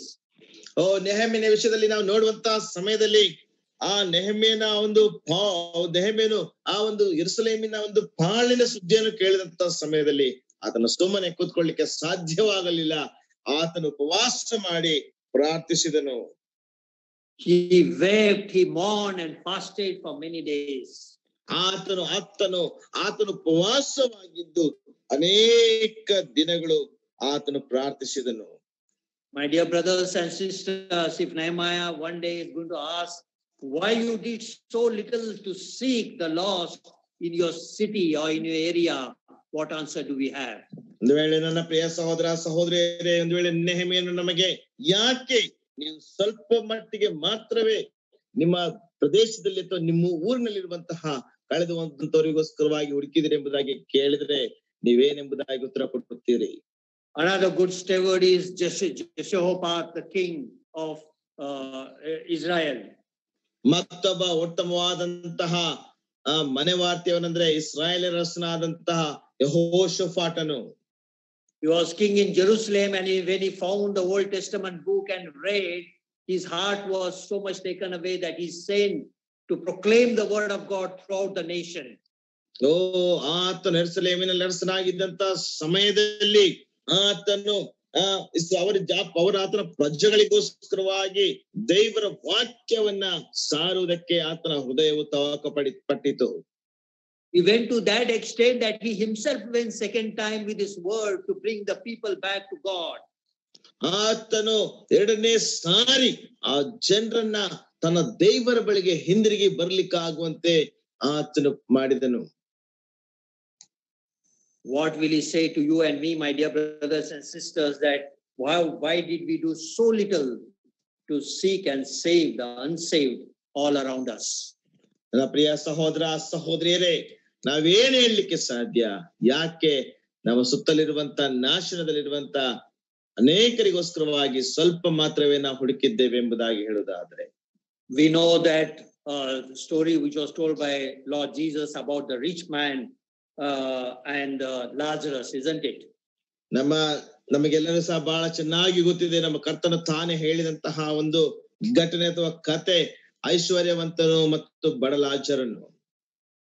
That rich man, when he saw the Lazarus at the bosom of the Abraham, he said, please send him back to because I have 5 brothers, so that they may understand and they will not be at my place where I am. ಐಶ್ವರ್ಯವಂತನು ಅಬ್ರಹಾಮನ ಎದೆಯಲ್ಲಿ ಕೊಂಡಿದ್ದಂತಹ ಲಾಜರನನ್ನು ನೋಡಿದಂತಹ ಸಮಯದಲ್ಲಿ ಆತನು ಹೇಳುತ್ತಾನೆ, ಓ ತಂದೆಯೇ, ಆ ಲಾಜರನನ್ನು ನನ್ನ ಮನೆಗೆ ಕಳುಹಿಸು, ನನಗೆ 5 ಜನ ಅಣ್ಣಂದಿರಿದ್ದಾರೆ, ಸಹೋದರಿದ್ದಾರೆ. What will happen, my dear brothers and sisters, when our friends, our colleagues, and our known persons, when they see us in heaven and they start pointing finger at us and say, why didn't you tell us so fervently and so eagerly about the Lord Jesus Christ, so that we also would have been in heaven? ನನ್ನ ಪ್ರಿಯ ಸಹೋದರ ಸಹೋದರಿಯರೇ, ನಮ್ಮ ಸ್ನೇಹಿತರು, ನಮ್ಮ ಬಂಧುಗಳು ನಮ್ಮನ್ನು ನೋಡಿ ನಮ್ಮ ಕಡೆಗೆ ಬೆರಳು ತೋರಿಸುತ್ತಾ, ಯಾಕೆ ನೀನು ಯೇಸು ಕ್ರಿಸ್ತನ ಕುರಿತಾಗಿ ಹೇಳಿಲ್ಲ? ಒಂದು ವೇಳೆ ಹೇಳಿದ್ರೆ ನಾನು ಕೂಡ ಸ್ವರ್ಗದಲ್ಲಿ ಇರ್ತಾ ಇದ್ದೇನಿಲ್ಲ ಎಂಬುದಾಗಿ ಹೇಳಿದ್ರೆ ನಿಮ್ಮ ಪ್ರತಿಕ್ರಿಯೆ ಏನಾಗಿರುತ್ತದೆ? Are we faithful to the truth what God has handed to us, the mysteries of God and the word of God and the gospel? ದೇವರ ವಾಕ್ಯದ ವಿಷಯದಲ್ಲಿ ದೇವರು ನಮ್ಮೊಟ್ಟಿಗೆ ಆಸಕ್ತಿ ವಹಿಸಿದಂತಹ ವಿಷಯಗಳಲ್ಲಿ ನಾವು ದೇವರಿಗೆ ಸತ್ಯವಂತರಾಗಿದ್ದೇವೆಯೋ? The 4th thing which God has entrusted to us is a treasure. 4ನೆಯ ಒಂದು ಅಂಶ, ದೇವರು ನಮ್ಮೊಟ್ಟಿಗೆ ಆಸಕ್ತಿ ವಹಿಸಿದಂತದ್ದು ಆತನ ಒಂದು ನಿಧಿ. There is a peculiar temptation even among the believers that we live with our highest values on the material possession rather than upon things of God. ವಿಶ್ವಾಸಿಗಳಿಗೂ ಕೂಡ ಬಹಳಷ್ಟು ಶೋಧನೆ ಬರುವಂತಹ ವಿಷಯ ಯಾವುದೇನೆಂದ್ರೆ, ನಾವು ಆತ್ಮೀಕ ವಿಷಯಗಳಿಗಿಂತಲೂ ಸಹ ಹೆಚ್ಚಾಗಿ ಲೌಕಿಕ ವಿಷಯದಲ್ಲಿಯೇ ಬಹಳ ಸಂತೋಷ ಪಡುವಂತಹ ಒಂದು ಶೋಧನೆ ಬರುವಂತದ್ದಾಗಿದೆ. The Lord said, you cannot serve God and mammon. Either riches will overrule you or the God will attain to rule us. ಕರ್ತನಾದ ಯೇಸು ಕ್ರಿಸ್ತನು ತಾನೇ ಹೇಳಿದ್ದಾನೆ, ನೀವು ಇಬ್ಬರು ಯಜಮಾನರಿಗೆ ಸೇವೆ ಮಾಡ್ಲಿಕ್ಕಿಲ್ಲ. ಹಣಕ್ಕೂ ಮತ್ತು ಈ ಲೋಕದ ಒಂದು ಹಣಕ್ಕೂ ಮತ್ತು ದೇವರಿಗೆ ಇಬ್ಬರನ್ನು ಸಹ ನೀವು ಸೇವಿಸಲಿಕ್ಕೆ ಸಾಧ್ಯವಿಲ್ಲ. ಆ ಒಂದು ಶ್ರೀಮಂತಿಕೆ ನಿಮ್ಮನ್ನು ಆಳುತ್ತದೆ ಅಥವಾ ದೇವರು ನಿಮ್ಮನ್ನು ಆಳುತ್ತಾನೆ. Of course, there is nothing wrong in having the money and riches, but these should be used for the Lord's kingdom, and our heart and our mind should be on the Lord. And we should know these are given to us as a steward, and it is not our own possession. ಈ ಒಂದು ಶ್ರೀಮಂತಿಕೆಯನ್ನ ಹೊಂದುವಂತದ್ದು, ಹಣ ಇರುವಂತದ್ದು ನಮ್ಗೆ ತಪ್ಪಲ್ಲ. ಆದ್ರೆ ಈ ಒಂದು ಹಣ, ಈ ಒಂದು ಶ್ರೀಮಂತಿಕೆ, ನನಗಿರುವಂತದ್ದು ಎಲ್ಲವೂ ಸಹ ಕರ್ತನು ತಾನೇ ನನಗೆ ಕೊಟ್ಟಂತದೇ ಹೊರತು ಅದು ನನ್ನ ಸ್ವಂತ ಅಲ್ಲ ಎಂಬುದಾಗಿ ನಾವು ತಿಳ್ಕೊಂಡಿರಬೇಕು. In that rich man and Lazarus story, the rich man landed up in Hades and got tormented because he thought his position was permanent, and he forgotten that it was only for a time what he was in the world. ಆ ಐಶ್ವರ್ಯವಂತನು ಮತ್ತು ಲಾಜರ್ನ ಒಂದು ಕಥೆಯಲ್ಲಿ ಅಥವಾ ಜೀವಿತದಲ್ಲಿ ನಾವು ನೋಡುವಂತಹ ಸಮಯದಲ್ಲಿ ಐಶ್ವರ್ಯವಂತನು ಆತನು ಪಾತಾಳಕ್ಕೆ ಇಳಿದು ಯಾತನೆಯನ್ನು ಆತನ ಅನುಭವಿಸ್ತಾ ಇದ್ದನು. ಆತನಿಗೆ ಕೊಡಲ್ಪಟ್ಟಂತಹ ಒಂದು ಐಶ್ವರ್ಯ, ಆ ಒಂದು ನಿಧಿ, ಅದೆಲ್ಲವೂ ಸಹ ತನಗೋಸ್ಕರವಾಗಿ ಮಾತ್ರವೇ ಇರುವಂತದ್ದೇ ಹೊರತು ಇತರಗೋಸ್ಕರವಾಗಿ ಎಂಬುದಾಗಿ ಆತನ ಆಲೋಚಿಸಲೇ ಇಲ್ಲ. You know, there are few essential things when we do handle the material things what God has bestowed upon us. ದೇವರು ನಮಗೆ ಕೊಟ್ಟಿರುವಂತಹ ಲೌಕಿಕವಾದಂತಹ ಸಾಮಗ್ರಿಕವಾದಂತಹ ವಿಷಯಗಳನ್ನ ನಾವು ನೋಡಿಕೊಳ್ಳುವಂತಹ ಸಮಯದಲ್ಲಿ ಕೆಲವು ಸತ್ಯಾಂಶಗಳನ್ನ ನಾವು ತಿಳ್ಕೊಳ್ಳಬೇಕು. Exodus chapter 35 verse 5 and 22, we are not going to go there, but Moses instructed Israel while giving offering to the tabernacle, it should be with a willing heart. ವಿಮೋಚನಾ ಕಾಂಡ 35ನೇ ಅಧ್ಯಾಯದಲ್ಲಿ ಮೋಶೆ ಇಸ್ರಾಯೇಲ್ ಈ ರೀತಿಯಾಗಿ ಎಚ್ಚರಿಕೆಯನ್ನು ಕೊಡುತ್ತಾನೆ. ಯಾರಾದರೂ ದೇವದರ್ಶನ ಗುಡಾರವನ್ನು ಕೊಡುವುದಕ್ಕೋಸ್ಕರವಾಗಿ ಕಾಣಿಕೆಗಳನ್ನು ಕೊಡುವಂತವರಾಗಿರುವುದಾದ್ರೆ ಅವರು ತಮ್ಮ ಹೃದಯ ಪೂರ್ವಕವಾಗಿ ಕೊಡಬೇಕು. We read in the New Testament, the Lord is pleased with a cheerful giver. ನಾವು ಹೊಸ ಒಡಂಬಡಿಕೆಯಲ್ಲಿ ಓದ್ತೇವೆ, ಯಾರು ಸಂತೋಷವಾಗಿ ಕೊಡುತ್ತಾರೋ ಅವರ ಮೇಲೆ ದೇವರು ಸಂತೋಷವುಳ್ಳವನಾಗಿದ್ದಾನೆಂಬುದಾಗಿ ನೋಡುತ್ತೇವೆ. The First Chronicle chapter 29 and verse 14 says, for all things come from you, and your own we have given to you. ಒಂದು ಪೂರ್ವಕಾಲ ವೃತ್ತಾಂತ 29ನೇ ಅಧ್ಯಾಯದಲ್ಲಿ ನಾವು ನೋಡುತ್ತೇವೆ, ಎಲ್ಲವೂ ಸಹ ನಿನಗೆ ಸಂಬಂಧಪಟ್ಟಂತದನ್ನ ನಾವು ನಿನಗೆ ಕೊಟ್ಟಿದ್ದೇವೆ ಎಂಬುದಾಗಿ ನೋಡುತ್ತೇವೆ. My dear brothers and sisters, there cannot be a better example of sacrificial giving than the Lord Jesus Christ. ನನ್ನ ಪ್ರಿಯ ಸಹೋದರ ಸಹೋದರಿಯರೇ, ನಮ್ಮ ಕರ್ತನಾದಂತ ಯೇಸು ಕ್ರಿಸ್ತನನ್ನು ಬಿಟ್ಟು ಬೇರೆ ಯಾವುದು ಸಹ ಒಂದು ತ್ಯಾಗಪೂರ್ವಕವಾಗಿ ಕೊಟ್ಟಂತ ಉದಾಹರಣೆ ಇಲ್ಲ. That we can read in what you call that material stewardship. ನಾವು ಲೌಕಿಕವಾದಂತ ಮನೆವಾರ್ತೆಯ ಕುರಿತಾಗಿ ನಾವು ಈ ರೀತಿಯಾಗಿ ಓದ್ತೇವೆ. In Mark 12:41 and 2:44, Jesus was observing when the people were putting the offering into the treasury, and there was a widow who put the 2 mites, and Lord Jesus says she has put it all and better than the other people.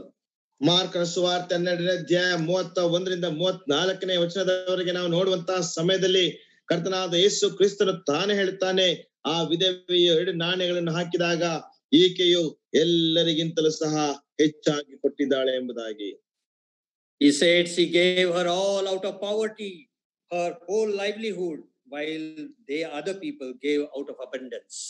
ಆಕೆಯು ತನಗಿರುವಂತದ್ದೆಲ್ಲವನ್ನು ಸಹ ಕೊಟ್ಟಿದ್ದಾಳೆ, ತನ್ನ ಬಾಳತನದಲ್ಲಿ ಕೊಟ್ಟಿದ್ದಾಳೆ, ತನ್ನ ಹಸುವೆಯಲ್ಲಿ ಕೊಟ್ಟಿದ್ದಾಳೆ. ಆದ್ರೆ ಉಳಿದಂತವರು ತಮಗಿರುವಂತದ್ದಲ್ಲಿ ಉಳಿದದ್ದನ್ನ ಕೊಟ್ಟಿದ್ದಾರೆ.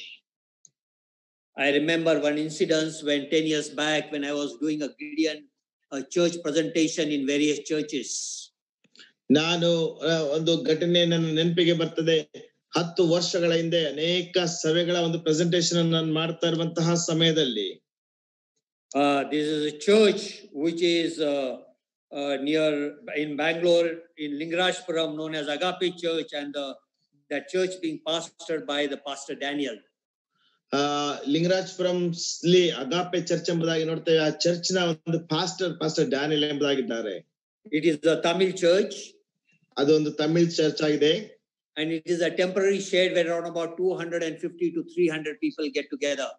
ಅಲ್ಲಿ ಒಂದು ತಾತ್ಕಾಲಿಕವಾದಂತ shed ಹಾಕಿದ್ದಾರೆ. ಅದರಲ್ಲಿ ಒಂದು 250ರಿಂದ 300 ಜನ ಸೇರ್ತಾರೆ.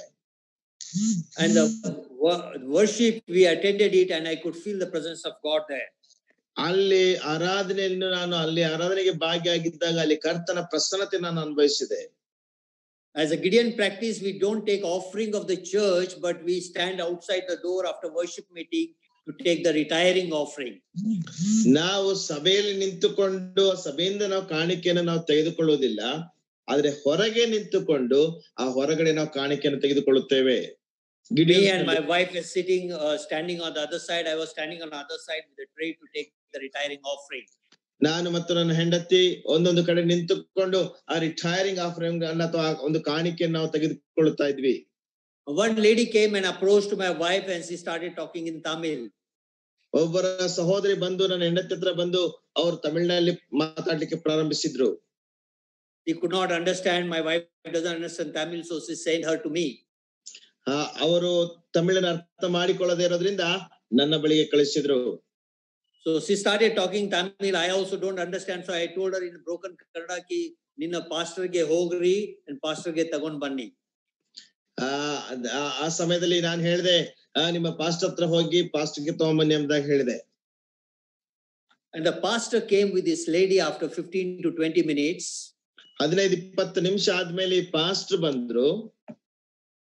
And he was telling me that this lady is a Maula's wife. ಈ ಪಾಸ್ಟರ್ ಹೇಳಿದ್ರು ಈ ಹೆಂಗಸು ಮುಸ್ಲಿಂ ಮೌಲ್ವಿಯ ಹೆಂಡತಿ. She has trusted the Lord and the people bet her and threatened her life, and when she was not budging from her faith, they threw her away out of the house. ಅವ್ರು ಹೇಳಿದ್ರು ಈಕೆ ಕರ್ತನಲ್ಲಿ ಭರವಸೆ ಇಟ್ಟಿದ್ದರಿಂದ ಈಕೆನ ಹೊಡೆದು ಈಕೆಗೆ ಭಯಂಕರವಾಗಿ ಅವ್ರು ಹೆದರಿಸಿದ್ರಿಂದ ನಂತರ ಈಕೆಗೆ ಭಯಂಕರವಾಗಿ ಹೊಡೆದು ಮನೆಯಿಂದ ಆಚೆ ಹಾಕಿದ್ರು. And now she is doing as a maid servant job in 3 houses, and she has received the payment yesterday, and that payment is with her 5,000 rupees. ಈಕೆ 3 ಮನೆಯಲ್ಲಿ ಮನೆ ಕೆಲಸ ಮಾಡ್ತಾಳೆ. ಆ 3 ಮನೆಯಲ್ಲಿ ಮನೆ ಕೆಲಸ ಮಾಡಿದಂತ ಸಂಬಳ ನಿನ್ನೆ ಆಕೆಗೆ ಬಂತು. 5,000 ರೂಪಾಯಿ ಆಕೆಯ ಕೈಯಲ್ಲಿದೆ.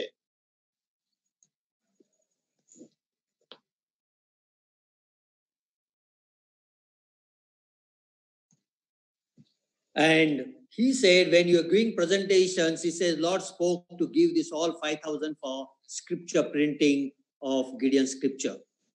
ನೀವು ಅದ ಪ್ರೆಸೆಂಟೇಶನ್ ಅಥವಾ ಗಿಡಿಯನ್ಸ್ ಪ್ರೆಸೆಂಟೇಶನ್ ಅನ್ನ ಮಾಡುವಂತಹ ಸಮಯದಲ್ಲಿ ಈ 5,000 ರೂಪಾಯಿ ಗಿಡಿಯನ್ಸ್ ದೇವರಿಂದ ಮುಖಾಂತರವಾಗಿ ದೇವರ ವಾಕ್ಯದ ಮುದ್ರಣಕ್ಕೋಸ್ಕರವಾಗಿ ನಾನು ಕೊಡಬೇಕೆಂಬುದಾಗಿ ದೇವರು ನನ್ನ ಹತ್ರ ಮಾತನಾಡಿದನೆಂಬುದಾಗಿ ಆಕೆ ಹೇಳಿದಳು. I asked pastor, she's giving it all, how she's going to sustain throughout the month. She said, Lord will take care of it. ಆಗ ಪಾಸ್ಟರ್ ಹೇಳಿದ್ರು ಈ ಇಡೀ ತಿಂಗಳು ನಿನಗೆ ಹೇಗೆ ಜೀವಿಸ್ತೆ ಎಂಬುದಾಗಿ ಆಕೆಯನ್ನು ಕೇಳಿದಾಗ ಕೇಳಿದ್ಲು ದೇವರ ತಾನೇ ನನ್ನನ್ನು ಕಾಪಾಡ್ತಾನೆ. I could not hold tears in my eyes that time when I heard that all things. ಆ ಎಲ್ಲಾ ವಿಷಯಗಳನ್ನು ಕೇಳಿದಾಗ ನನ್ನ ಕಣ್ಣೀರನ್ನು ನಾನು ಇಟ್ಕೊಳ್ಳಿಕ್ ಸಾಧ್ಯವಾಗ್ಲಿಲ್ಲ. That is known as sacrificial and giving completely and having faith in the Lord. ಅದುವೇ ಸಂಪೂರ್ಣವಾಗಿ ತ್ಯಾಗಪೂರ್ವಕವಾಗಿ ಕರ್ತನಲ್ಲಿ ನಂಬಿಕೆ ಇಟ್ಟು ಕೊಡುವಂತದ್ದು ಅಂದರೆ. Now I think we are almost time up, or I have some time to speak. ಈಗಾಗಲೇ ಸಮಯ ಮುಗ್ದೋಗಿದೆ ಅನ್ಸುತ್ತೆ ಅಥವಾ ಸಮಯ ಇದೆಯಾ?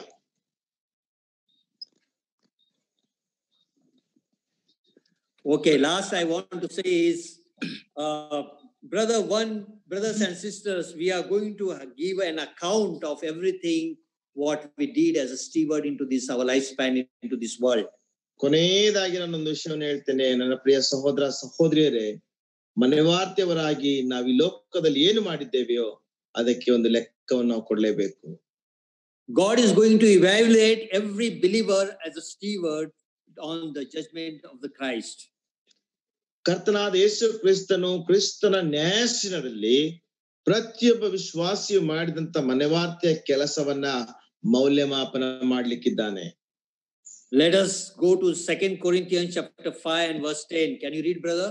2 ಕೊರಿಂಥ chapter 5, 2 Corinthians chapter 5 verse 10.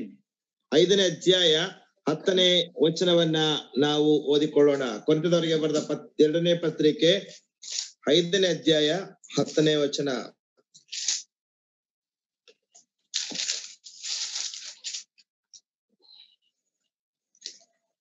ಯಾಕೆಂದ್ರೆ ಪ್ರತಿಯೊಬ್ಬನು ತನ್ನ ದೇಹದ ಮೂಲಕ ನಡೆಸಿದ ಒಳ್ಳೆಯದಕ್ಕಾಗಲಿ ಕೆಟ್ಟದ್ದಕ್ಕಾಗಲಿ ಸರಿಯಾಗಿ ಪ್ರತಿಫಲವನ್ನು ಹೊಂದುವುದಕ್ಕಾಗಿ ನಾವೆಲ್ಲರೂ ಕ್ರಿಸ್ತನ ನ್ಯಾಯಾಸನದ ಮುಂದೆ ನಿಂತುಕೊಳ್ಳಬೇಕು.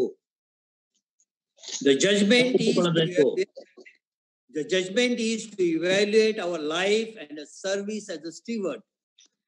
ನಾವೆಲ್ಲರೂ ಸಹ ನಮ್ಮ ಜೀವಿತವನ್ನ ನಮ್ಮ ಸೇವೆಯನ್ನ ಅಲ್ಲಿ ಮೌಲ್ಯಮಾಪನ ಮಾಡಬೇಕು. It is not a judgment upon our sin. ಅದು ನಮ್ಮ ಪಾಪಕ್ಕಿರುವಂತಹ ನ್ಯಾಯ ತೀರ್ಪಲ್ಲ. We all appear to give an account how we did use what He bestowed upon us as a steward, our time, talent, our truth and resources. ನಮ್ಮ ಸಮಯ, ನಮ್ಮ ಒಂದು ತಲಾಂತು, ನಮ್ಮ ಒಂದು ಸತ್ಯ, ನಮಗಿರುವಂತ ಎಲ್ಲಾ ಸಂಪನ್ಮೂಲಗಳನ್ನ, ದೇವರು ನಮಗೆ ಕೊಟ್ಟಂತ ಸಂಪನ್ಮೂಲಗಳನ್ನ ನಾವು ಯಾವ ರೀತಿಯಲ್ಲಿ ವಿನಿಯೋಗಿಸಿದ್ದೇವೆ ಎಂಬುದಾಗಿ ನಾವು ಲೆಕ್ಕ ಕೊಡುವಂತವರಾಗಿದ್ದೇವೆ. God is going to ask you and me, my brothers and sisters, tell me how you have used your time for my kingdom. ನನ್ನ ಪ್ರಿಯ ಸಹೋದರ ಸಹೋದರಿಯರೇ, ದೇವರು ನಮಗೆಲ್ಲರಿಗೂ ಸಹ ಲೆಕ್ಕ ಕೇಳುವಂತವನಾಗಿದ್ದಾನೆ. ನಾನು ಕೊಟ್ಟಂತ ಎಲ್ಲಾ ನಿನ್ನ ಸಮಯ, ತಲಾಂತು, ಸಂಪನ್ಮೂಲ ಎಲ್ಲವನ್ನು ಸಹ ನನಗೋಸ್ಕರವಾಗಿ ನೀನು ಹೇಗೆ ವಿನಿಯೋಗಿಸಿದೆ. He is going to ask you and me, tell me how you have used your talent for my kingdom. ನನ್ನ ರಾಜ್ಯಕ್ಕೋಸ್ಕರವಾಗಿ ನೀನು ನಿನ್ನ ಸಮಯವನ್ನ, ನಿನ್ನ ತಲಾಂತನ್ನ ಹೇಗೆ ಉಪಯೋಗಿಸಿದೆ. It is going to ask you how you have used your treasure for my kingdom, which I interested in you. ಆತನು ಕೇಳ್ತಾನೆ, ನಾನು ನಿನ್ನ ಮೇಲೆ ಆಸಕ್ತಿ ವಹಿಸಿದಂತಹ ನನ್ನ ಸಂಪನ್ಮೂಲಗಳನ್ನ, ನನ್ನ ನಿಧಿಯನ್ನ ನೀನು ಹೇಗೆ ನನಗೋಸ್ಕರವಾಗಿ ಉಪಯೋಗಿಸಿದೆ. My dear brothers and sisters, what we have, everything belongs to God. Nothing is ours. We are only stewards. ಓ ನನ್ನ ಪ್ರಿಯ ಸಹೋದರ ಸಹೋದರಿಯರೇ, ನಮಗೆ ಏನೆಲ್ಲ ಇದೆಯೋ ಅದು ಕರ್ತನದು ಮಾತ್ರವೇ ಆಗಿದೆ. ನಾವು ಕೇವಲ ಅದಕ್ಕೆ ಮನೆ ಬಾರ್ತಿಯವರು ಮಾತ್ರವೇ ಆಗಿದ್ದೇವೆ. Let us ask ourselves whether we are faithful, we are honest, we are productivity, and we are loyal to God, what He has entrusted to us. ನಮ್ಮನ್ನು ನಾವು ಪರೀಕ್ಷಿಸಿಕೊಳ್ಳೋಣ. ನಮಗೆ ಆತನು ಕೊಟ್ಟಂತ ಅವೆಲ್ಲಾ ವಿಷಯಗಳಲ್ಲಿ ನಾವು ನಂಬಿಗಸ್ತರಾಗಿದ್ದೇವೆಯಾ, ನಾವು ಸತ್ಯವಂತರಾಗಿದ್ದೇವೆಯಾ, ನಾವು ನಿಷ್ಠೆಯುಳ್ಳವರಾಗಿದ್ದೇವೆಯಾ ಎಂಬುದಾಗಿ ನಮ್ಮನ್ನು ಪರೀಕ್ಷಿಸಿಕೊಳ್ಳೋಣ. May God help us to be a faithful and good servant. ನಮಗೆ ದೇವರು ಉತ್ತಮವಾದಂತ ನಂಬಿಗಸ್ತಿಕೆ ಉಳ್ಳಂತ ಒಳ್ಳೆಯ ಮನೆವಾರ್ತೆಯವರಾಗ್ಲಿಕ್ಕಾಗುವಂತೆ ಸಹಾಯ ಮಾಡ್ಲಿ. May God bless us to live up to His expectation. ಆತನ ಅಪೇಕ್ಷೆಯ ಮಟ್ಟಿಗೆ ನಾವು ಜೀವಿಸಲಿಕ್ಕಾಗುವಂತೆ ದೇವರು ನಮಗೆ ಸಹಾಯಿಸಲಿ. Thank you, sir.